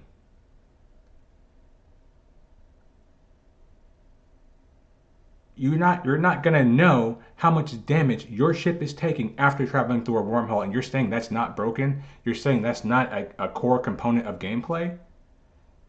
Buddy, you're delusional. You're delusional. And somebody has gotta break it down for you. We have a language barrier going on here. I don't understand. You're saying we have a stupidity barrier, and you're on the side of stupidity right now. Okay? I don't know what to tell you, dude. they're lying, but they're not lying. They just changed. So I can't use missiles that don't mean it's not broken when a core mechanic of the game is combat is useless. Exactly. Oh yeah, bro, we just showed desync. I don't know if you were here, Scarred. Shout out to Scarred, by the way. Scarred, you get an applause. Welcome into the chat. Look. This is from the live. This is from live. Look at the desync. He's floating. Oh, yeah, you're floating. Like, the fuck? I know you're walking, you resynced. The new This was the desync. Like, not in. I'm not showing like an old footage. That was last night from the live server. Yeah, and then now you're saying it's broken, but no, it's just buggy just like the rest of the game. Newsflash, if you're building something with code, anytime you add code, you add bugs. That's impossible to not happen. So unless you want them to literally work out every single bug anytime they release an update in an open development game, a game that's being openly developed, do you guys understand that if they did that? Remember, he keeps calling it an open development game. Remember that. Remember that. That's not server mission issues. I'm just a wizard. Yeah, like the fuck.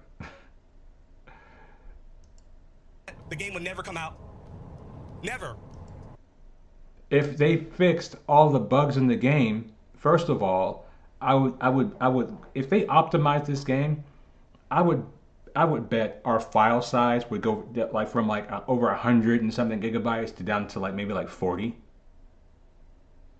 So a lot of the code they have in the game is bloat.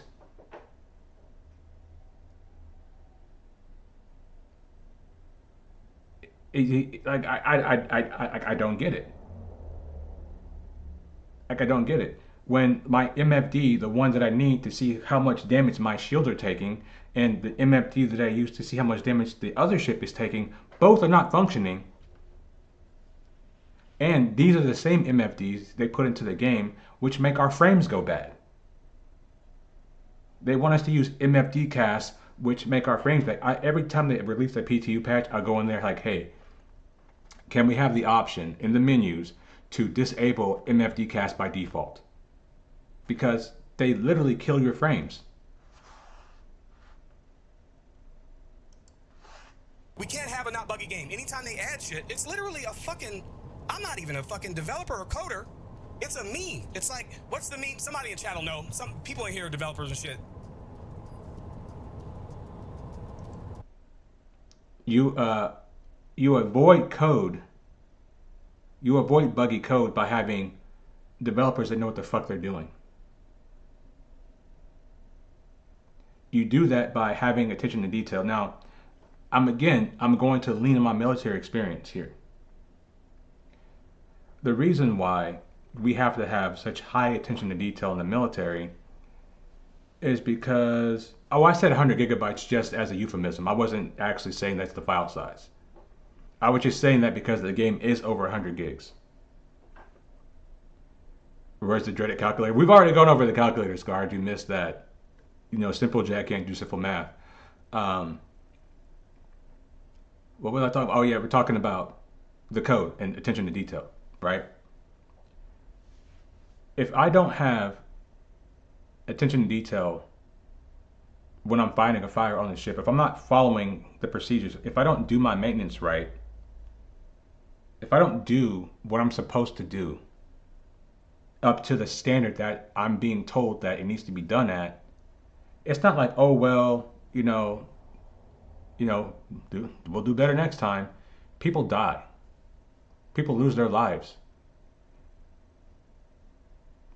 People, and you guys don't hear about this on the news a lot because it doesn't really get out to the mainstream media unless it's like egregious.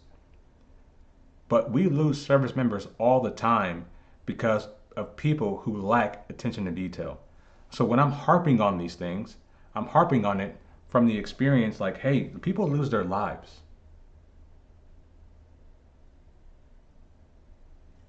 You can apply the standards. Because if you apply that standard like if you apply the standard like your life is on the line, you're gonna do it better. And if Chris doesn't think his life is on the line, his livelihood is most certainly on the line. Because he may not win lawsuits, but the player base can definitely, there's enough of us in the player base to effectively bankrupt him through lawsuits. So yes, his livelihood is definitely on the line in this. The livelihood of him, his wife, his developers, his family, everyone's lives are on the line. People have jobs. It does cause burnout, but it's been over a decade, bro. It's been over a decade. Like, how much more time do they need?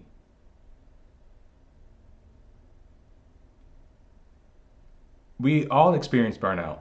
Burnout is a part of being a working adult. It just simply is. Everyone gets burned out. I get burned out doing YouTube, and I enjoy this. It burns me out. I've been taking up art. I've been teaching myself how to draw. That burns me out. You experience burnout in everything. If you accept that burnout's a part of the process, then what we need is better management. Yeah. Scarred makes tires. You think he makes tires. Think about how many cars are on the road in just America alone, right? Wouldn't you want the guy who's making the tires for your car to have an extreme attention to detail? Because like if there are faults on these tires, if there are faults on these things, then what happens is, you know, a tire could have a blowout, and they do an investigation, and they find out, well, this tire was not made correctly. Someone didn't follow the details. And yes, it's a video game. Yes, it's a tech company. Yes, but still, right? I think it still applies to a certain degree. Now, no one's literally going to lose their life over Star Citizen, right? But what I'm saying here is that it's been over a decade, and there are bugs in the game that have existed since before server meshing. Server meshing didn't fix a lot of the bugs. Just last night, Kenop had the bug to where when you try to pull out your gun, it pulls out a med gun. And that bug has been around in the game since I started playing in 3.15 or 3.16 and one of those patches. It's been that since, it's been like that forever. You know what I mean? So I get it. You know, I get where you're coming from, but that's why I speak on things the way I speak on things. And it's the same thing. Like, I would want someone who's working on my car to have a high attention to detail. I would want someone who's cutting my hair to have a high attention to detail. I want someone who's making repairs to my house. I want someone who's making repairs to a road. I want someone who is building a computer. I want someone who is building a video game to have a high attention to detail. Because even though you experience burnout, burnout can always be managed by making sure that your people get rest. And when I was a manager, you know, when I came up in the Navy, I had the unfortunate experience to be the most junior person at my first 3 commands, right? And shit always rolled downhill, and it always rolled down to me, right? And I experienced a lot of burnout. But you know what I did when I became a manager in the Navy? When I started leading other sailors, I told them that, hey, we have a high standard that we have to uphold.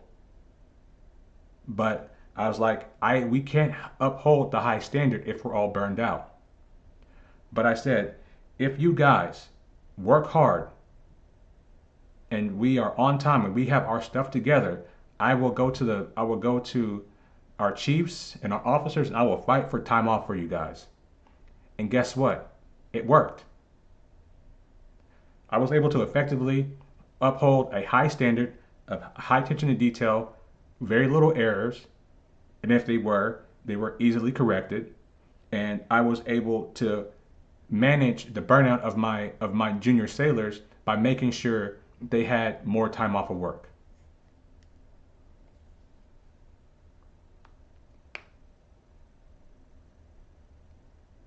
That's well said, Scarred.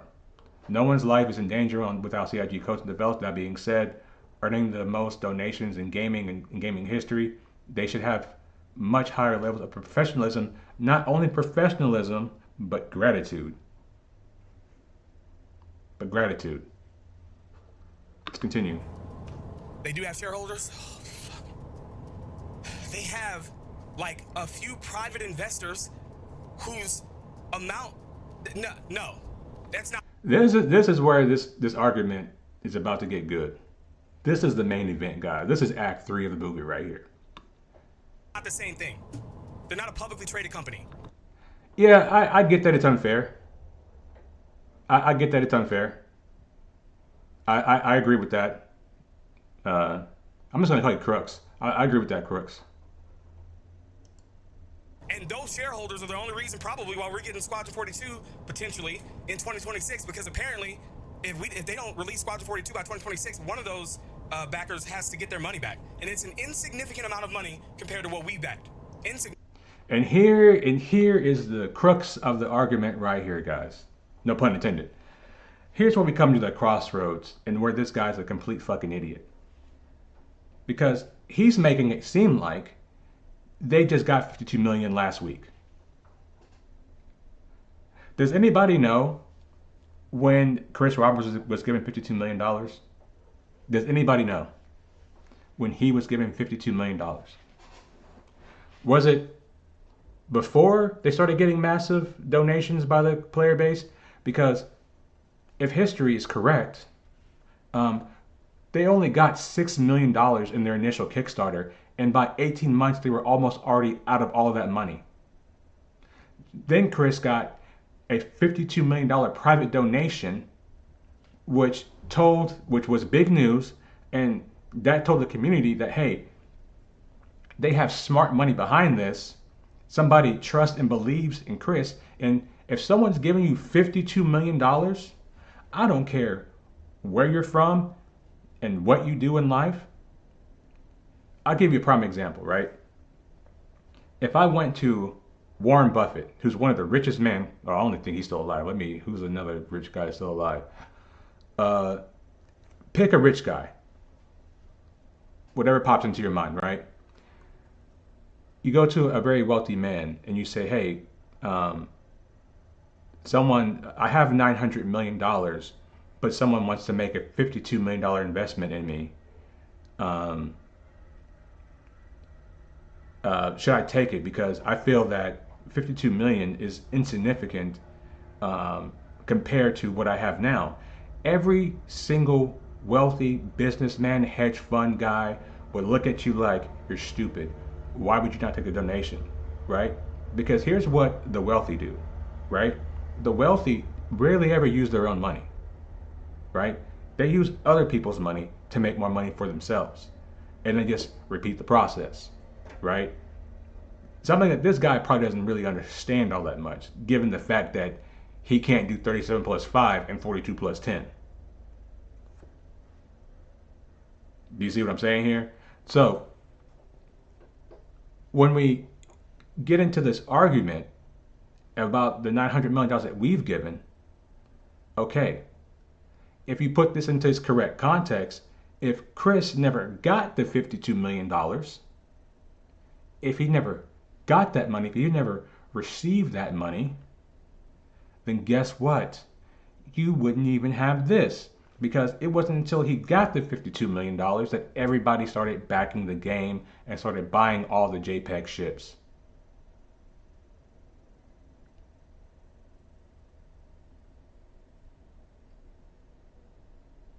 I appreciate that. Salute to you, brother.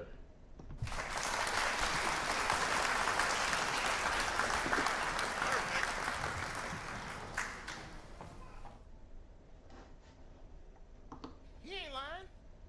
Shit. Because he got the $52 million is why we have what we have today. This is why. This is exactly why. And everything that comes out of his mouth after this point is simply just disingenuous. Significant. It's like $52 million out of, what are we at, 900,000 right now? 100 star systems at launch. There will be 5. Is that not a lie? No. It's just that plans change. Dude, you don't, I'm done arguing because you're clearly not, like, don't even know anything about the game. Fuck. He's losing his fucking mind, bro. He's losing his mind. He's befuddled that someone's actually providing him logic. It's literally like you're seeing him have a server error right now. This dude having a server error right now because I told him like, hey, some people bought the game based on like we're gonna have 100 star systems, and they're like, well, plans changed. Plans changed. Plans changing is like me saying, hey, I want to go to Las Vegas for a holiday, but I changed my mind and I went to Hawaii instead, right? That's not, that's plans changing. A lie is, hey guys, I'm building a game. We're going to give you 100 star systems at launch. And there is multiple videos of him saying this. Oh yeah, we're still planning on doing 100 star systems. We're still planning on doing 100 star systems. It wasn't until that CitizenCon 2 years ago when they said they weren't going to do 100 star systems. And that rubbed people the wrong way, as it should. No diddy. Yo, Blackjack 2128. Thanks for the tier 1 subscription. This predates Welcome me. to the sub Okay, I club. backed in 14, and I didn't start really playing the game until 2018. The Kickstarter was game A, right? Then they got so much money, and Chris Roberts was like, "Hey, wait a minute, guys. This is not true. This is not true.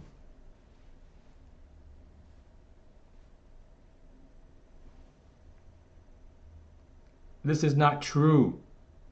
$52 million, I say it's not insignificant. If you guys are gonna put in Bond this much 14 money, just redeemed.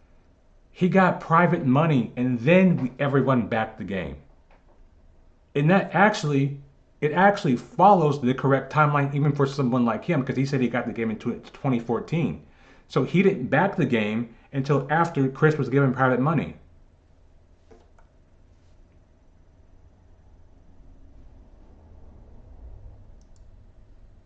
Hydrate for 100 points. you're right. He said, "Wait a minute, guys. If you guys are giving me this much money, I actually want to make this game. This game that I was gonna create was just the thing that was gonna help me get the funding and the notoriety to be able to make my real end game. What do you guys want us to do? You want us to make that game, or do you want us to make this game?"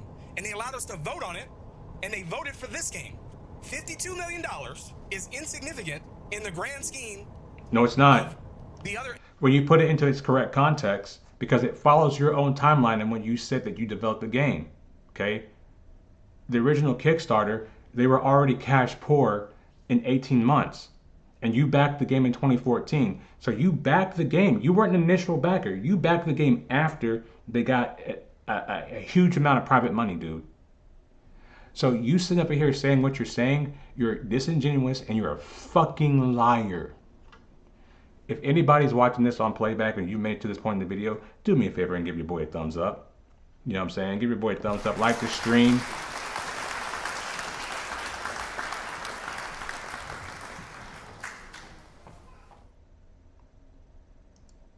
$850 million. I'd give them their fucking money back. No, but they still get to, if I understand correctly, they'll have to get their money back Hey, and still subliminal own in chat. a percent Twitch of, is about to start a of the company or whatever. 182nd ad theater The to only reduce stream person interruptions. that, like, I don't trust is Chris Roberts. He's the only person. I could speak ad nauseum about all the mistakes he made back in the beginning, but also at the same time, if it wasn't for him, we wouldn't be this far. I'm sorry I haven't been reading anybody else's messages except his. Yeah, I mean, if you wanted those 100 planets, it's gonna be like Mass Effect, where you just go fucking fly to it, there's a fucking cutscene, and then you go walk around in a certain... It's like fucking Starfield. Like, but it would have even had less fidelity than Starfield. You would not want to fucking... The game has no fidelity right now. Boys, you would not even want to play that game. So, like, yeah, it's like, whatever, dude. Like, you're being a professional victim. You're, like, trying to find a reason to be pissed. I'm not trying to find a reason to be pissed. I'm not even mad. Because whether Star Citizen succeeds or whether it fails, I'm going to be here to cover both sides of it. And I'm going to be unbiased and I'm going to be honest in all of my takes. If CIG turns this stuff around, I will give them their flowers. I will tell them they did a fantastic job at turning the project around in its darkest hours.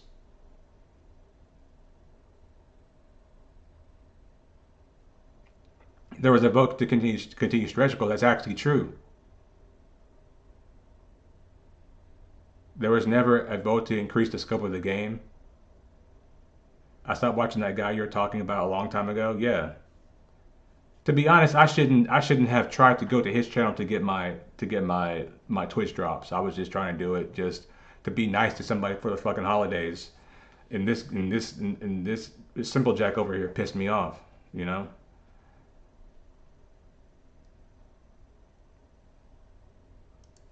So I don't really give a shit if you're pissed. I can understand how some people might be, ignorant to it, and I don't mean ignorant in like a bad way. I just mean maybe you don't know the stuff that. Maybe you don't know. Maybe you don't understand because you can't do 37 plus fucking 5, and you can't do 42 plus fucking 10. You don't understand numbers, dummy. That's clearly what you don't understand. You're sitting over here saying that, oh, Chris Roberts, like, I want to make this game, I want to make that game. Nobody originally backed for Squadron 42.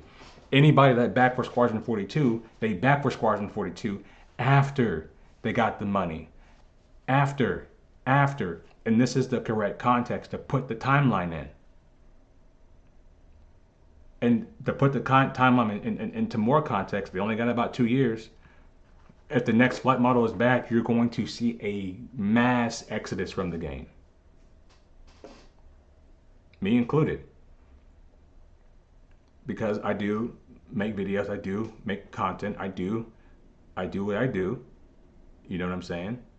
But either way, I'm going to cover this game. And for someone to be like, go play Starfield, or go play this game, or go play that game, go do this, or go do that. If you're telling me those things, that means that you don't have any real counters to what I'm saying. You're just saying, like, you disagree, so we don't want you here. So you want to live in a fucking echo chamber? You're so caught up that you want to live in an echo chamber. You want to pretend like everything is fine because you're flying around in your spaceship, that you want to have your AI crew and you want to have all this other stuff. Dude, you're delusional. And to be fair, a healthy amount of delusion is good in life, right? Because it gets people to accomplish their goals. But when you're so delusional, you look at a company that has worse practices than Adobe does when it comes to its player base, you're deluding yourself. People are already upset with engineering. And this is what I'm saying, like, people are already upset with it. Why did they change the weapons back to the 4.4? Because the Bobs were getting killed by NPCs because they couldn't hit anything at 1.5 kilometers. They couldn't hit anything at 2 kilometers. So they come in, they waste all their ammo and it's recharging. Meanwhile, they're just getting ganked by NPC ships because they used all their boost, they used all their ammo, and their ships are slow. That's why they're getting killed. And instead of, like I've been saying, like, if CIG took their time to explain their flight model, instead of trying to gaslight us all the fucking time, the players would be a lot better. Like, the capital ships have a vector line indicator. I just don't understand why you can't put a vector line indicator on small ships. It will at least be a step in the right direction. And it's so bad that we have to beg CIGs to just take steps in the right direction instead of just doing the game right. It's so sad when we have to say shit like this. Like, oh man, if they just do this, it would be a step in the right direction. I'm like, no. They've had over a decade, they got $1.1 billion. There's no more time for steps in the right direction. It's either need to get it right or fucking do something else. They need a wake up call is what they really need. But when they do these Star Citizen lives and they pat themselves on the back, be like, we put out 27 ships this year. How did we do that? The correct context is half of them are variants of other ships. You didn't make anything new. You just took something that already existed and you made a different version of it.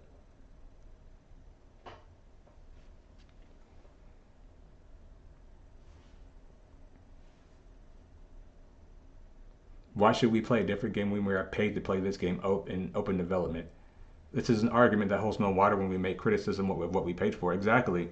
And here's what I want everybody to understand, right? Where I'm coming from. I'm approaching my criticisms of CIG from a perspective of a paying customer. I'm a paying customer just like you're a paying customer. And guess what? Because we're both paying customers, that puts us on the same side of the argument.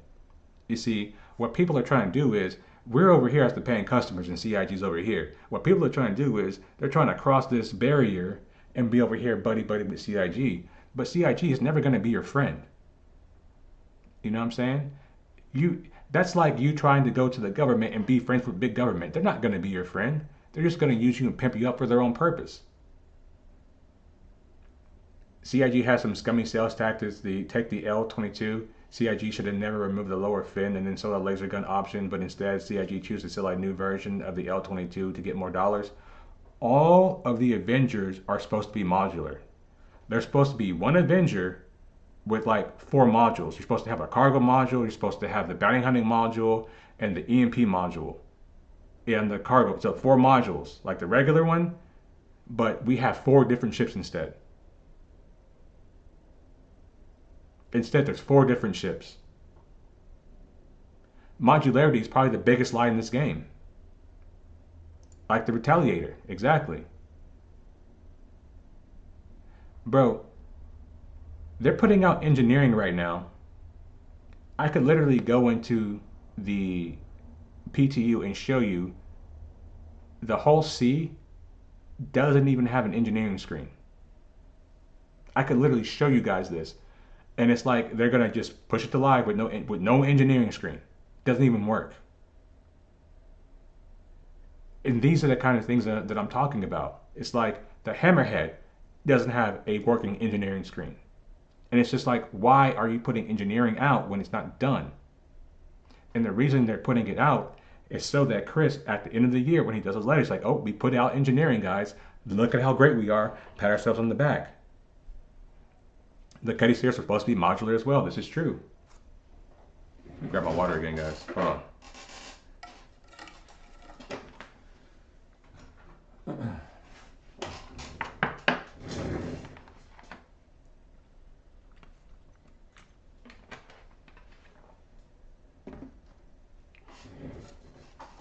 We're supposed to have all this modularity in the game, and we don't have it.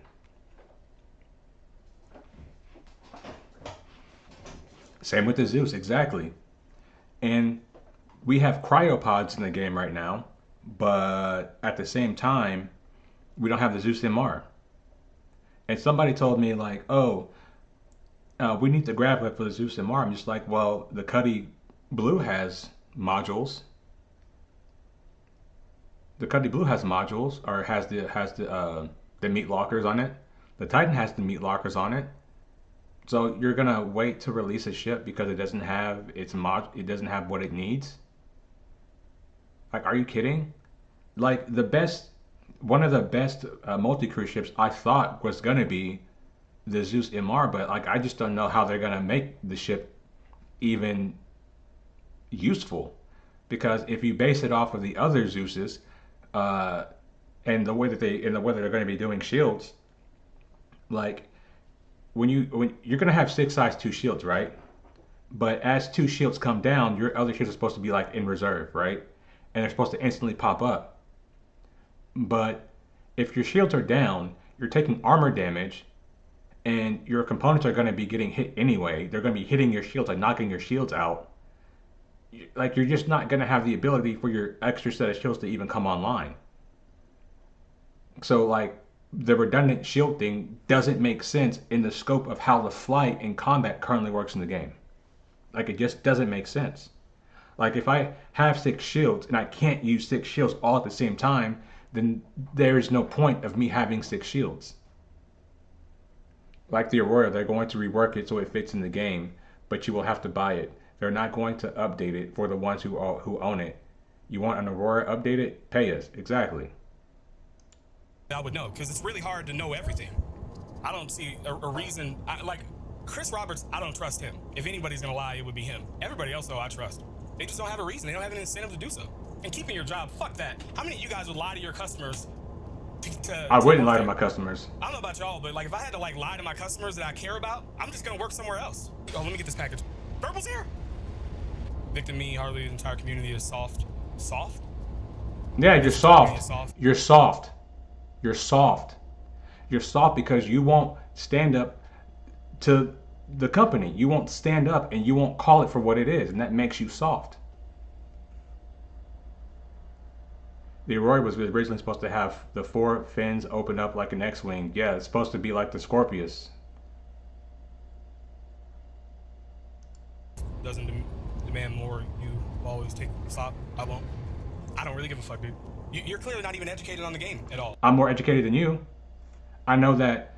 I know that Chris getting $52 million is what gave people the confidence to pledge for the ships to keep the stretch goals going, to get more money in. I understand that. Clearly you fucking don't, because you're a fucking idiot and a fucking liar and a fucking gaslighter. You're the exact same as Chris Roberts, you bitch. You punk ass motherfucker. Don't you ever in your life, you might as well delete this video off YouTube. The way that I'm cooking you right now. Boy, you better shut your ugly, bug-eyed ass looking up. Talking to me crazy. I don't need to give a... Shut your bitch ass up. How about that, subliminal? And take your ass to the gym. So I don't really care. He's defending a man that hasn't released a game in nearly 25 years. Fucking exactly. You don't know what's actually going on. So yeah, I'd be mad too if I didn't know what was going on. I think you think this is I'll be honest, I like master modes, but that's just me. I like the idea of charging up shields, converting power to the quantum drive. Listen, master modes could have worked if we didn't have afterburner. If our SCM speeds were the speeds that our boost speeds were, master modes would have been fine. There would have been no issue with master modes. The biggest issue with master modes is you get penalized for using your boosts. You use your boost and you're hitting speed walls, and you simply can't be hitting speed walls when you have projectiles that are like 4 times faster than your ship. Like it just doesn't work. Your fighter only goes up to like 500 meters per second under boost in 0G. But the projectiles that are coming at you are going 1800 meters per second.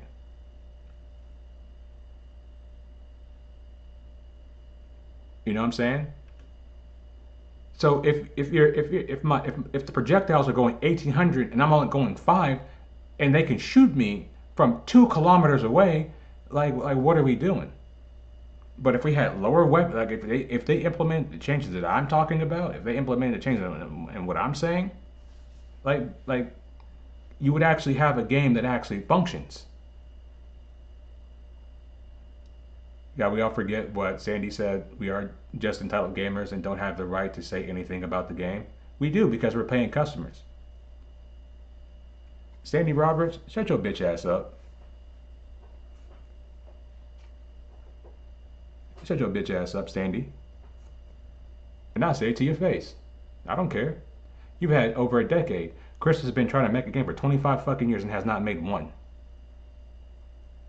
In 25 years. Like, come on, man. a game.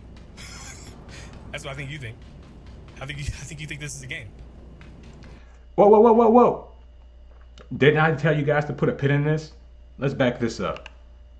You don't know what's actually going on, so yeah, I'd be mad too. He did not release Ring Commander. He was fired before it was released.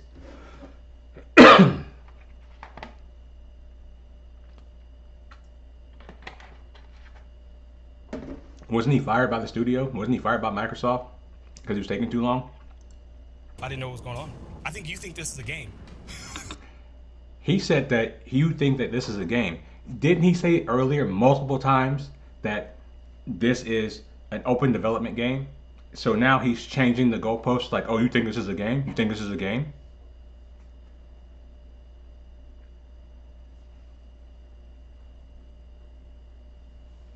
I bet when the carrot gets its upgrade gold pass, CIG is going to figure out a way to charge us, who already own it, more real dollars for the modular components, drones, and all the other add-ons, for sure. It was Freelancer. Oh, Wing Commander, okay. It was Freelancer, okay, so I was wrong on that. I hold that. I ain't got a little thing from when I'm wrong, but we'll just I was wrong on that one, y'all. I was wrong on that one. I gotta hold that L. freelancer.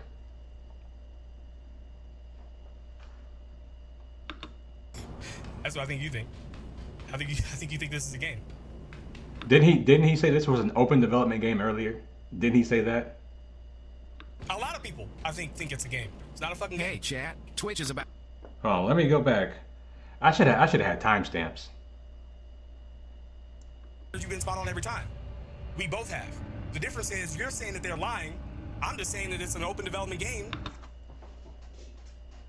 His words, right? But then he say, "Oh, you think this is a game? It's an open development game." And this is why.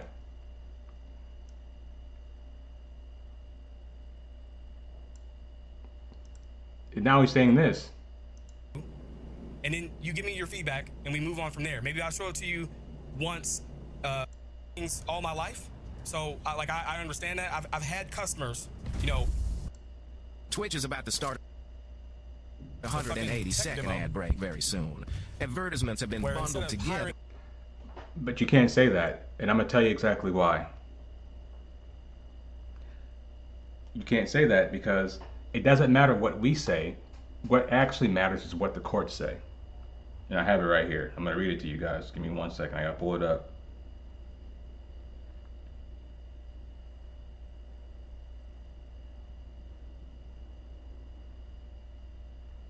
Just give me 1 second here.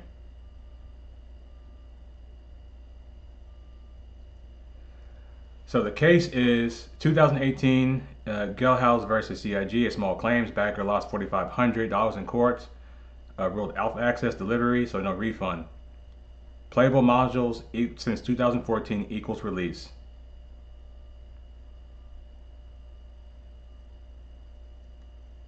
I'm going to say that again. 2018 Gelhaus, or Jailhouse, I don't know how to pronounce that name. The correct pronunciation of that name. 2018 Gelhaus versus CIG, small claims. Backer lost $4,500. The court ruled alpha access equals delivery, so no refund. And that right there is the thing that every single person that has put money into this project needs to understand. You will never get your money back because it's already been ruled this way in a court. So this was the biggest win really for Chris and CIG because the courts are backing them on this. The courts are backing them on this. And if you can't get your money back, okay, you're back. So I'll say it one more time. So in 2018, Gelhaus versus CIG, small claims court, backer lost $4,500. Court ruled alpha access equals delivery, so no refund. So the courts already ruled that the game is released. That's what everybody needs to understand. The courts already ruled this. And when it comes to case law, I don't know where you live, what country you live in, but typically it doesn't even matter what state. If a state rules something and they use that case law in similar lawsuits, they usually don't go against it. Usually, right? Because the courts have already looked at something a certain way and they're like, well, the game is you've been play it since 2014, so it's technically a released game, right? And that's what the courts are saying. So he's saying that it's not a game. The courts disagree with that. The courts say that it's a released game. And it doesn't matter what I say, it doesn't matter what he says, the courts have already ruled on it. If the courts say that if it's a released game, if the courts are saying that, then that's what it is. So now I'm not saying this because I want it to happen, but I'm saying if the game goes belly up, right? If the CIG goes belly up and they fail, which to be clear, I do not want them to fail. But if the company goes belly up, you're not going to be able to sue Chris and get your money back. And that's what people need to understand. And I think if people understood that, they would put more pressure on him. There would be a lot more pressure. Be like, hey man, we've given you money. Hey man, we've given you time. Hey man, we've given you all this stuff and we want what you say you were going to do. We want it. We want it now. We don't want it tomorrow. We don't want it next year. We don't want it in the next patch. We want it right now. And again, I'm saying this because as a customer, I want us to understand that at the end of it all, we are all on the same side. We are all on the same fence as the customer, and they are a billion-dollar tech company.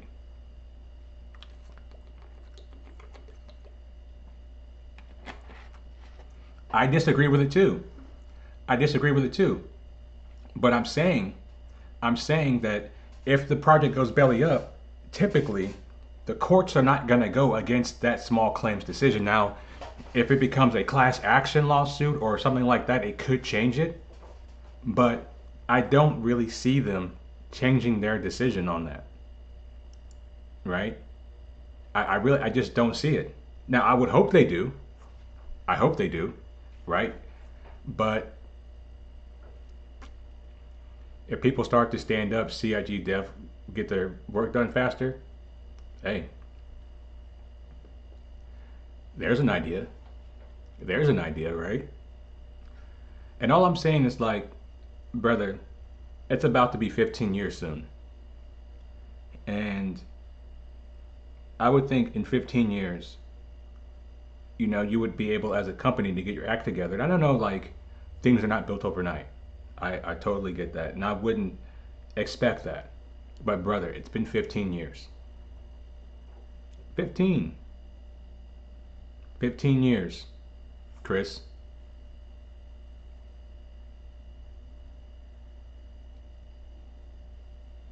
Now, every penny you put into this game without a physical contract saying that you are a shareholder investor is thrown away. Exactly. But people like this, they talk like they're shareholders in the company.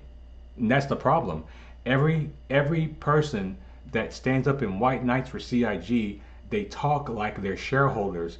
And I'm trying to tell them that you're not. You're not a shareholder. You are just a consumer of a product. We all are. There's no shame in that. I'm not trying, listen guys, I'm not trying to shame anybody by saying this. I'm just saying it because it's a matter of fact. You're not getting your money back. So because I understand this, you already have my money. Make what you said that you were going to make. And I've always maintained, like, if they somehow turn this around and we get like an excellent flight model, if we get if the flight combat and the engineering works and it meshes well together, so to speak, no pun intended there, if it meshes well together and we have a fun experience, I will come out and be like, they did a good job. But until they start doing a good job, I'm going to continue to report on exactly what I'm seeing. And that's all I'm saying. Whether it's good or bad, I will continue to report on what I'm seeing. It doesn't matter. It doesn't matter if they succeed or if they fail, because that part to me is indifferent. I'm going to make money regardless. If it succeeds, I'm going to make money by covering the game because I've been here for a long time. If it fails, I will make money for covering the game because I've been here for a long time. My personal feelings are not attached to the outcome of what CIG does. My personal feelings are not attached to it, right? Because I understand that I'm going to make something off of this. And to be honest, I will probably I'll probably make more money if they fail. Keep it real with you. If they succeed, I probably won't make as much as if they fail. So if anything, I should be on the side of wanting CIG to fail, and I don't. Like, if anybody wants to see somebody fail in life, like, that's a weird person to me. I don't want to see anybody fail. Personally, I think engineering should be on only large ships, sub-capital and higher. I can agree with that to a certain extent. I think what would probably work better is scaling engineering, right? So, you know, they have an engineering term, like the Grey Cat MDC has an engineering terminal. It's like, it's a one-seater vehicle. Like, why does it have an engineering terminal? You know what I mean? Like, that doesn't make sense, right? I'm more of a fan of smaller ships just using the power triangle that we had in the previous flight model. I think that is adequate enough power management. Um, I think that's adequate enough power management for a smaller ship. I think that, you know, if you follow the KISS rule, keep it simple, stupid. Like it's it's a saying for a reason.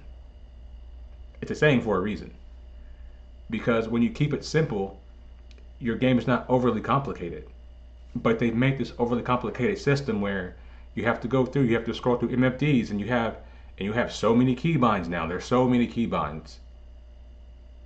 Having to fight fires in a single seat mid fight is a death sentence. Exactly. You know, like, could you imagine you're in your starter ship, you're in your little what's the Crusader one? The Intrepid, you're in your Intrepid and it catches fire. You think you're gonna have enough time to stop a fire? You're gonna have to. Okay, I'm in the seat, right? I'm in the seat of the Intrepid, right? I'm gonna take off my headphones for this one. I'm in the seat of the Intrepid right here, right? I have to.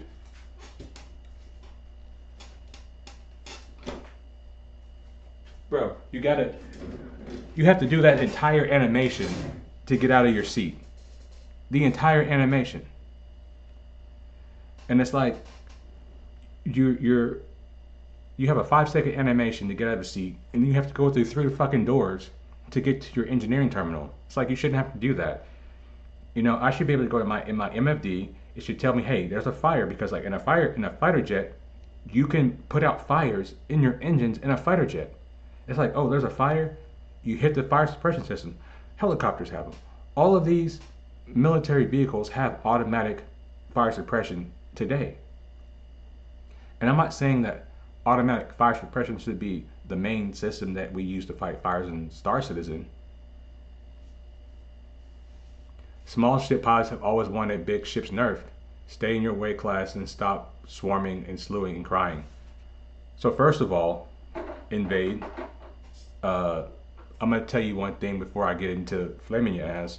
Shut your bitch ass up. You've come to the wrong chat if you think that you can come in here and think that I want a light fighter meta, because if you were actually paying the fuck attention to the stream, I said that a light fighter meta is bad, and everything they're doing right now is favoring light fighters, such as changing the weapon distances back to what they were in 4.4 for the 4.5. That's actually bad for the game. That's actually bad, because now I can kite your big multi-crew ship in something like a Titan that's fast, something like I can use a Buccaneer that's fast. I can even use a Herald, because CIG has said that size 3 weapons can bring down bigger shields and they can chip through armor. All of those things are bad. They're bad. There should be no reason why just because I have a size 4 weapon on my Adventure Titan, that I can sit and fly circles and kite a hammerhead. I should not be able to do that. Light fighters and anything that's fast should have to be in the range of the turrets to be able to shoot at them. So no, I don't want a light fighter meta. I want a game where there is risk for both parties. That's all I'm asking for. There's literally no risk for me fighting a hammerhead. If I'm in a small ship that has size 4 weapons, even the ship that's on the screen right here, right? This ship, the Wolf, has size 4 weapons. You can get a gang of wolves and easily take down a hammerhead. Why? Because you can just keep it at range and shoot it from different angles. And because the armor system, the way that's implemented, you're shooting, it doesn't matter where you shoot the ship at. If you shoot it in the back, if you shoot it in the front, you shoot it in the side, you shoot it underneath, it chips all of the armor off instead of in the places where it's being shot.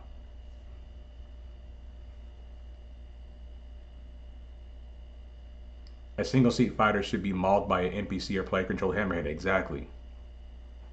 But I can easily kite a hammerhead and destroy it. All I need is enough time. All it needs is enough time. And then making the changes back, like, these Buccaneers have size 4 weapons, and all they're gonna do is sit at range with like a deadbolt or something like that, go into their little freaking go into their what is that whatever zoom mode that it's called, the precision mode, and just snipe your power plants. Like how is it fair that a single seat Buccaneer, right, can take down an entirely crewed hammerhead by simply keeping range and just shooting at the power plant in precision mode? Like, that's not fair. That's not fair to the multi-crew ship. That multi-crew ship should have the advantage. But that advantage should be based on the player skill of the pilot, and the skill of the turrets, and the skill of the engineers.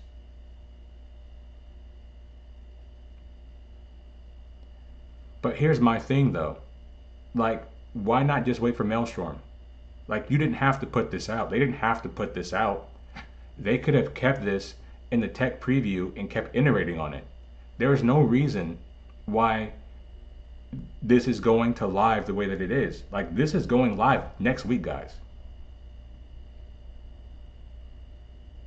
And let me tell you something about this tier 0 stuff. Like, they said that salvage, like, they were gonna continue to iterate on salvage. They really haven't continued to iterate on salvage besides changing the values. And the reason why they changed the values is because they keep putting new salvage chips out to sell. That's not iterating on something, that's a marketing plan. Right? They were supposed to iterate on mining. They haven't touched mining. Mining is fucking useless in the game. There's no point to go mine anything.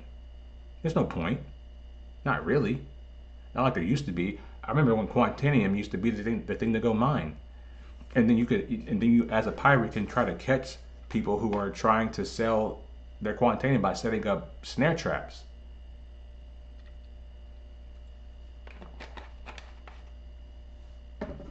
But now everything in the game is just so bad. You just don't see people doing shit in the game anymore. You just don't.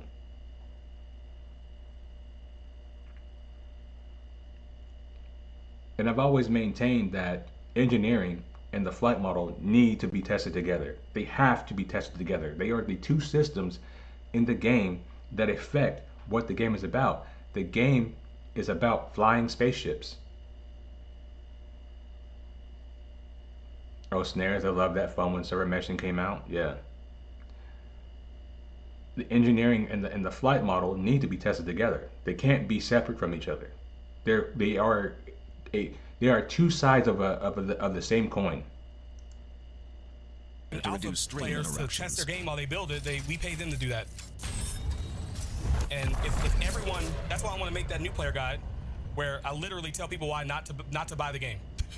I think if people had their expectations where I've had it for the last at least 5 years, I think that is the thing. And I really do have patience for that. And I understand that I've been creating things all my life. So I understand that. I've had customers, literally watching me make something for them. And it is not something I ever want to do again. I'll never do that again. Because the customer just doesn't understand what you're doing while you're doing it. And they keep asking dumb questions, and it's just let me just do what the fuck you hired me to do. And then you give me your feedback, and we move on from there. Maybe I'll show it to you once in a way. You remember when pirates were snaring people on R-Stars? They set up traps so people would go onto their servers, deploy their snares, and camp with a permanent snare? I never actually saw that. I actually never saw that. That allows you to kind of see which direction I'm going and make sure we're going in the right way. And then after that, you'll see what I consider to be a finished product.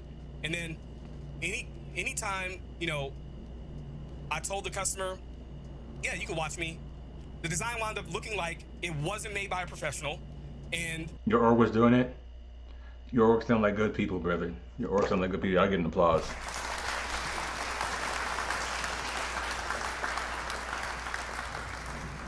and they were kind of happy, and I was fucking annoyed. But then if I could make a thing It sounds like you just have poor customer service skills. That's what it sounds like. without their input, they were ecstatic. Like, this shit's not natural for us to be involved. I wouldn't even work for this fucking company. I wouldn't even work for CIG. No fucking way. You wouldn't even pay me to stand up on camera and say shit to people so they can call you a liar when the fucking plans change. They did lie. I've been recording this fucking rant the whole time. Now I'm not even gonna put up on YouTube. But you did I'm gonna put anyway. up on my second channel. When you make something that's When you make something that's, this is what I said to them, when you make something that's open, you open yourself to criticism. If you can't take that, you're in the wrong industry. open, you open yourself up to criticism. If you can't take it, that's the thing. They can take it. Let me reverse that for you. When you back something that's in open development, you have to understand that the plans change and that nobody's fucking lying. I bet Marcus ain't got shit to say about that. Okay? I think you don't. Nobody in chat. Does anybody in chat? Here's what I gotta say, and here's what I said to him. Right? I can understand that plans change. I served in the military for 13 years. I don't understand, but I do understand when people are serving us bullshit. Right? I understand when we're being bullshitted, because if you think we don't get bullshitted in the military, my bullshit detector is very high. I can sniff out bullshit very, very easily. And CIG has been bullshitting for the past couple of years. They can't take it. They can't take criticism. You know how I know they can't take criticism? I have been suspended off of Spectrum like 4 times because I'm very blunt in my criticism of the game. I'm very blunt. They don't like criticism. If they did accept criticism, they wouldn't be Knight Rider. There wouldn't be the meme of deleted by Knight Rider CIG. That thing wouldn't be a meme in this partisan community if they could take criticism. My man. Think that when they say fucking server meshing works. You're a liar. You say it don't work.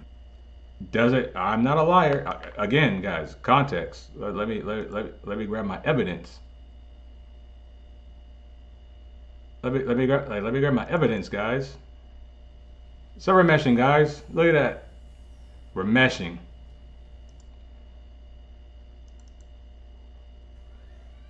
Server meshing, guys. It's working. Look at that. He's literally floating. Desynced. Where'd he go? Don't know. Now he's back.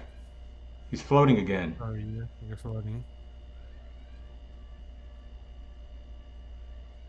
Desync. I know you're walking, you resynced.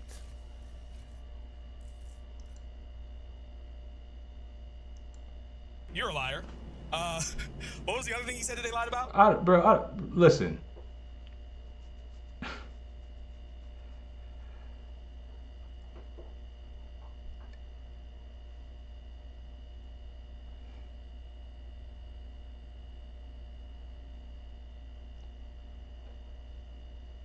I count that because, listen, they said that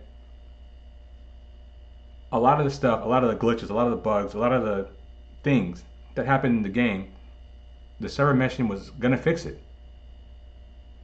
This is not me saying this. This is what CIG says. This is what CIG says. They said, hey, server meshing is going to fix things. When I walk into a hangar and my ship is in the pad, and I think I have more videos of this actually. I literally think I have more videos of this. Hold on. Of the same thing happening. I need to clean out this floor. There's so many videos in here. Who thinks they lied when they said that they were gonna make 1,000 systems or whatever, and then they're gonna release it with 5? Who says that they lied? Like, so far, every lie that you've mentioned, like, is objectively not a lie. Planning practices in the gaming industry are very behind standard. Everything that I said is factually true, right? What you did was subliminal, was you decided to take everything out of context. You decided to take everything out of context, not tell it exactly correctly, right? Because you told it with bias. I'm not speaking with bias here. They promised us vehicle elevators. Where are they? We were promised a Pyro K-Star that had CMEs. Where is it? Where is farming? where is anything that is in the original Kickstarter? Where is it? Where's the betting measurement? Where are these things? You took money and you haven't given people what they paid for. If you do that, you're lying. And you're like, oh well, I got to do this. I got to do this. It'll come out next year. It'll come out next year. It's like they said they were feature complete with Squadron 42, only to find out that they're not actually feature complete. And let me say this, guys, right? Let me say this. If the solar flare doesn't work because it doesn't work with server meshing, exactly. That's my thought. My thought on this, and like again, I'm very, very new to coding, and I'm not even doing anything with network coding yet, right? But from what I can understand in my limited scope so far, and what I understand is they're having an issue with the K-Stars burst going through the servers. And how do we know that this is a problem? Because the same bug from time to time will happen. If you're like, say you're on Daymar and you want to jump to Yayla, right? What'll happen is that your ship will stop once you leave the Daymar server and you get into the open space server or the Crusader server. Your ship will stop and you have to restart your quantum drive, right? Because that bug exists in the game, right? That means like if the star goes off, right? The CME goes off, that means it will not spread evenly throughout the servers, which means if somebody knows where the CME is not actually happening, you can just stay in that area and be safe, right? But instead of being open with their development, be like, hey guys, no, we're having this really big issue with our netcode as it pertains to the Pyro K-Star. I think that it's going to take us a little bit more time for us to figure this out, but we definitely have every intention to put this into the game. That, in my opinion, would be a much better statement than just simply ignoring it and then changing everything in Pyro to contested zones to get people to go. Because the reason people really wanted to go to Pyro was to see the Pyro K-Star. That was like the main feature. And to make everybody go to Pyro, we got contested zones, and they removed all the military components from the stores in Stanton. And you had to go fight over them in the contested zones, which were bugged, and people were glitching through the walls to complete. I thought they stopped because too many people were getting stranded and complaining. I didn't really see that because I actually did the playtest for Pyro, and I actually thought I was actually having a blast in Pyro with the dogfighting and bombing people with the A2. I actually had a lot of fun in Pyro, and I thought at that point when we had the old flight model, I'm like, oh, this is gonna be fun. Like we're gonna have a lot of fun in Pyro, but this is not the case anymore because the speeds are so slow.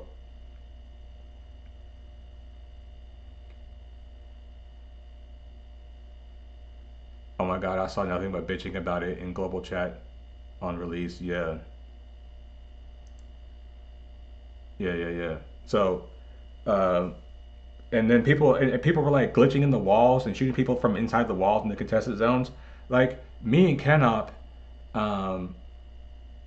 here's the big thing with Star Citizen, right? Star Citizen itself is its own worst enemy, literally because of the cheese in this game, right? And the reason why there's cheese in this game is because the community and the player base as a whole, even the studio, they are to a certain extent with players doing workarounds to get around bugs in the game, right? So what does that mean?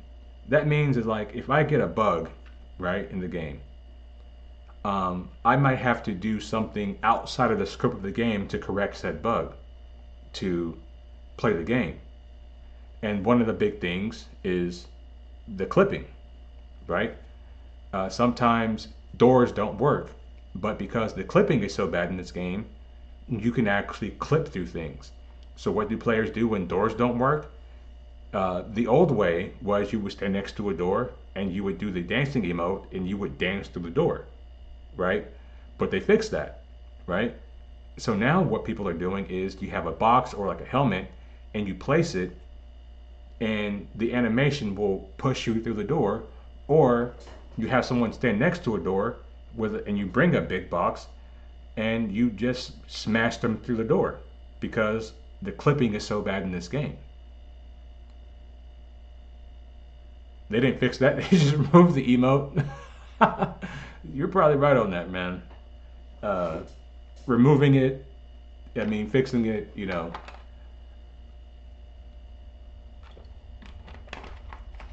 that's tomato at that point, right? But still, and the reason why I said I would not do contested zones, even though like I want military components, is because if there are players there that are glitching the game in order to gain an advantage, then me as someone who doesn't really do a whole lot of glitching, the only thing that I really do in the game as far as like workarounds and the cheese is I just dupe Cruise Lux because it's ridiculous that we even have a food system in this game when we can't cook. You know what I'm saying? I can't fly out to Daymar, find one of the freaking cows, shoot it, and cook it. If I can't do that, then like, you know what I mean? Like, there's no black market for like, we're supposed to have the storm walls in the game by now, right? Too, right? And there's no gameplay for us to go and capture the storm walls because it's a delicacy, and pirates, or people want storm wall meat. Like, wouldn't all that kind of gameplay be awesome? I think it would be. Some people may not like it, but it's, and not only that, but CIG releases ships in a broken state, right? The L-22 Wolf, when it came out, like, its hull wasn't taking any damage. It was literally taking no damage, and instead of even acknowledging that it wasn't taking any damage, they just stayed quiet and just continued to sell the ship, even though CIG knew that it was broken. They released the F8 again for sale during IAE, and its center hulls were broken. So, and listen, I'm not a conspiracy theorist, right? I'm not a conspiracy theorist, not in the least bit, right? But if you tell me that CIG is releasing two things that are selling for money, and both of those things in the game are currently broken and indestructible, and they're still selling them, to me, that leads me to think that they have bad business practices and that they are liars. Because anybody who would intentionally sell something all while knowing that it's broken and giving people an advantage in the game, these are crooked, lying people. And if no one has the balls to stand up to Chris Roberts and tell him no, or tell Sandy to sit her ass down somewhere, then they are a part of the problem too. And perhaps that's why Todd Pappy left, because Todd Pappy was probably tired of the bullshit. I would like to find Todd Pappy and just have a real conversation with him. Not like an interview. I don't drink beer. I'll probably bring some ginger beer. He can drink whatever he likes. And we can sit down and we can have a real conversation about what happened at CIG and why he actually left.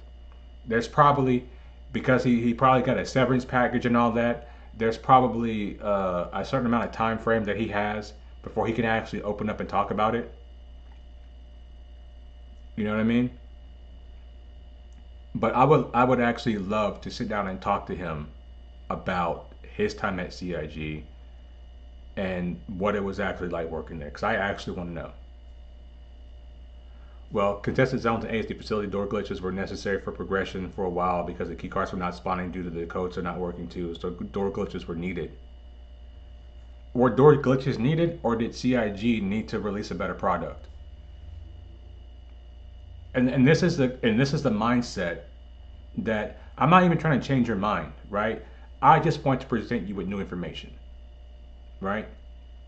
Because we say like all the time, like, oh, just do the workaround. It's like, well, they have $1.1 billion and they've had 14 years, going on 15 years here soon. So should we can still be doing workarounds this far into the future in the game? Or should at this point we be like, hey guys, you have way too much money. We would prefer if you optimized Star Citizen a little bit more so it runs a little bit smoother, so that it we don't have to do workarounds, so that when we are trying to do the gameplay loops that you put into the game, we can actually do them and complete them without having to cheese them. Because the cheese is everywhere in Star Citizen. It's everywhere. Like, I cheese the Van Duel missions, the intersect missions, because the data pads don't spawn. The data pads don't spawn. So what do I do?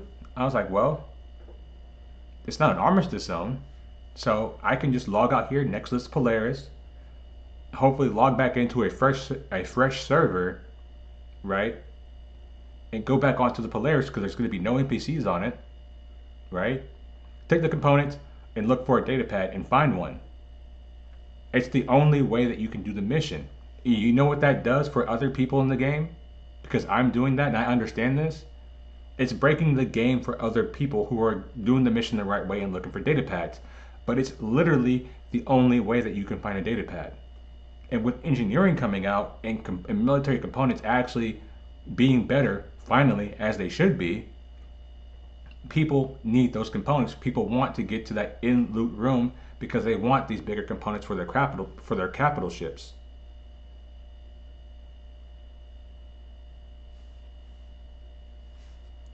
So it's a problem, but I'm just asking, should we demand a better product? Because even if you go into the contested zone, here I'm gonna try to find the video of, because Kenneth actually pointed this out to me, and I believe I recorded it. It was in the contested zone, the level design is incomplete. And it's a small thing, right? It's a small thing, but it's also a big thing because it's just like, again, where is the attention to detail? I don't think it's this one.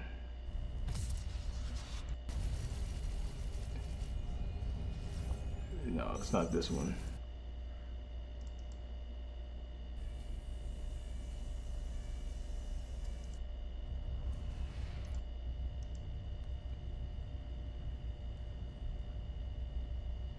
Shit, it might have been this one.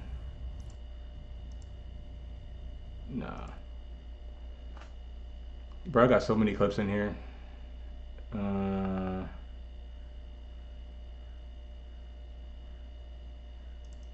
Is it one of these, maybe? Oh, this was the one where my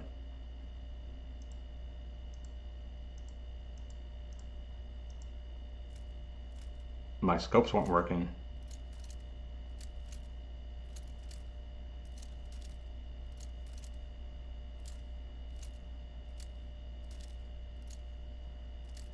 I think it may have been after that.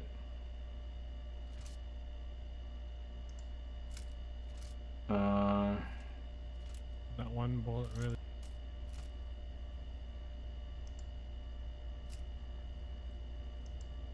It's another scope one. My scopes weren't working properly. Data pad to run the meter. I'm really trying to find this. They just, I don't know. I'll find it later, y'all. I'll find it later. I'll probably make like a compilation of like all the areas. Oh, yeah, on the top of the stairs. So like when you go into the right, you come into the main the central atrium of the QB station. You go up to the right. On the stairs, like the stairs and like the barriers are not connected, and it's just like bro, you know, this shit is crazy. The Star Citizen team to improve a lot, though, before he left Squadron 42 team was resistant. Yeah, if I had to talk bad about them, well, I do this every time I'm white knighting for him. Chris Roberts should have never made a. And here's where I said it doesn't work. The reason the Pyro Star does not have a CME because the CME does not function across different servers, thus meaning server meshing does not work. Multinational studio. He never. I don't think he ever replied to what I said right here. By the way, he never replied to this. He did not deserve that. That was a lot of wasted money. He picked the wrong engine to make the game, and you know maybe that could just be just. He's trying to save face here. Be explained by ignorance. You quoting me quoting people now? I think CIG themselves in chat, and we all we agree with that. But if I think the sky is blue and you think you're a white knight, I just think you and I disagree, and that's fine. Not everyone will agree on everything. Yeah, I agree with that.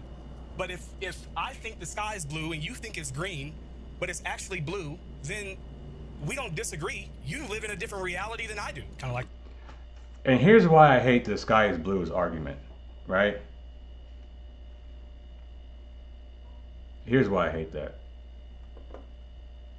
Let me do this.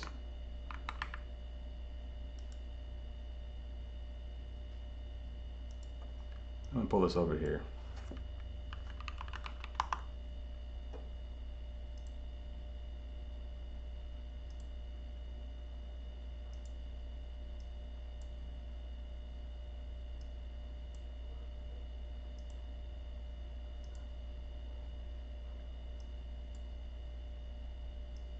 Guys, is this a blue sky?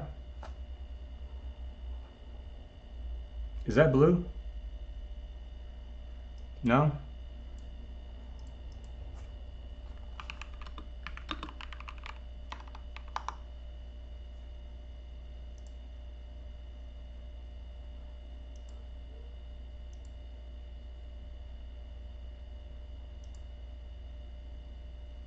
You're colorblind? This is not blue either. Yeah, so like anytime somebody makes I'm saying the sky is blue and you're saying it's green argument, like it's a dumb argument because the correct context of the situation is the sky is only blue during certain times of the day. That's the actual correct way to answer that question. And in Chris Roberts' case, in Chris Roberts' place, the sky is green with money because he got a lot of money for this project, and also around specific areas too. Exactly. Here's what I'm trying to say, guys. There's always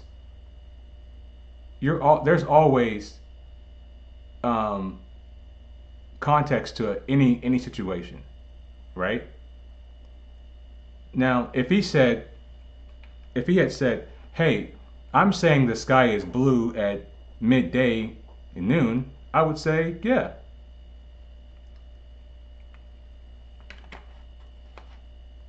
The sky goes green in severe thunderstorms and tornadoes. Yeah, like the sky is blue. It's not always blue. I mean, we know it to be blue when it's sunny. It's not blue when it's cloudy. The sky is gray. Like there's like all I'm saying is there's context and nuance, and things sometimes when we're having conversations, especially about something like Star Citizen, we always have to use context. We always have to use a little bit of common sense. But when you have people like this who stand up here in White Knight, and he's really come down off of his, the quote unquote aggressiveness. He wasn't really being aggressive, guys. We were just having a disagreement. But he's really come down off of that now because I think maybe inside he realizes this guy may actually make some good points, because he never responded to what I said about the Pyro Star and the coronal mass ejection, right? He never responded to that, because if that doesn't work, that tells you directly that server meshing is not working correctly. That is a direct indication that it does not work correctly. And they did lie about it, because they said their things work great. And it's clear that if the you can't get the star to do its thing across all of the shards and servers. That's not working. It doesn't work. I'm okay with it not working. Just don't lie to me and tell me that it is when I can see that it's not. You know? And the last, here's an analogy that I'll make, and I think this one is more fitting than the one that he'll make. Let's just say you went to a dealership and you ordered a new sports car, right? Now you can put whatever sports car you want in your mind. I'm not going to tell you what sports car to think about. But let's just say this particular sports car was supposed to come with magnesium wheels, right? And you're like, man, I'm super excited to get my new car in. I'm going to take it to the track. I want to do all the things that I want to do because I bought these things and I'm supposed to have these items, right? Your car shows up and not only does it not have magnesium wheels, but it's not even a fucking sports car. It's a truck from the 1970s on steel wheels. And you're like, wait a minute. Like, isn't this supposed to have, yeah, we're going to look at that. And this is supposed to be a sports car. And you're like, you didn't buy a sports car. We changed our minds. We don't sell sports cars anymore. We only sell trucks now. And because we only sell trucks now, you get a truck. This is what CIG is doing. And because the courts already ruled in a certain way, all I'm trying to tell people is like, it's not favorable to us unless we all come together and say the same thing in one voice. Tit for tat. They never say server meshing is a workable model that is performing well. No, Chris said at CitizenCon that it's been working at scale all year. He literally said that a few weeks ago.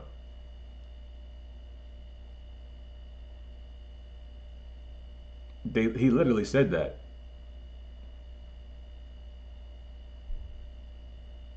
Chris is a moron.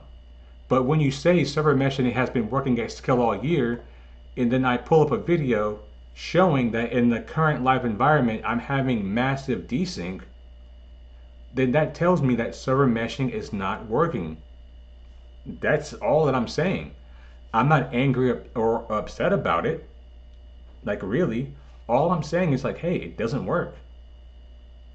And instead of trying to get it into a position to make it work and correct the mistakes that they're making, they just gaslight the people, and they have little simps like this right here to do the same thing. To do the very same thing. Now, guys, I appreciate you guys rocking with your boy today. You know, we've been at this for almost 3 hours. I might come back on here if we get another PTU patch, but I think for at least the time being, we're gonna call it a stream. And while not everybody in chat disagreed, but instead of me gaslighting the people in my chat, I admit it when I'm wrong. I said something completely wrong about Chris Roberts and Freelancer. I was wrong about that. So I had to hold my hand up and say, hey, look, I'm wrong. I have no issue with that. And quite frankly, I want to be wrong about Star Citizen. I want to be wrong about it because I do think that this has the potential to be, the greatest game ever, but they are actively failing at it. Should there be a wipe coming with this patch? To be honest, I don't care one way or the other, because people dupe money in this game. So even if you wipe it, it's not going to matter. The first day the patch goes live, people are going to just start duplicating money again. You know, that's what's going to happen. And so should the wipe, it'll maybe make the game balanced for like the first like week or so, but once people have billions of credits again, it's not going to matter. It's not going to matter, right? I don't think personally there should be any real wipes until we get a released version of the game. You shouldn't wipe anything. Because if you really want to test long-term persistence, test it all the way up until your game goes live. Let players keep an inventory of everything they've accumulated, and then be like, okay, well, hope you guys have enjoyed your stuff. We're going to wipe everything now. It's going to be 1.0 now. And here you go. But up until that point, I personally say no. Don't wipe anything. There should be no wipes. But do wipe your ass and do wash your ass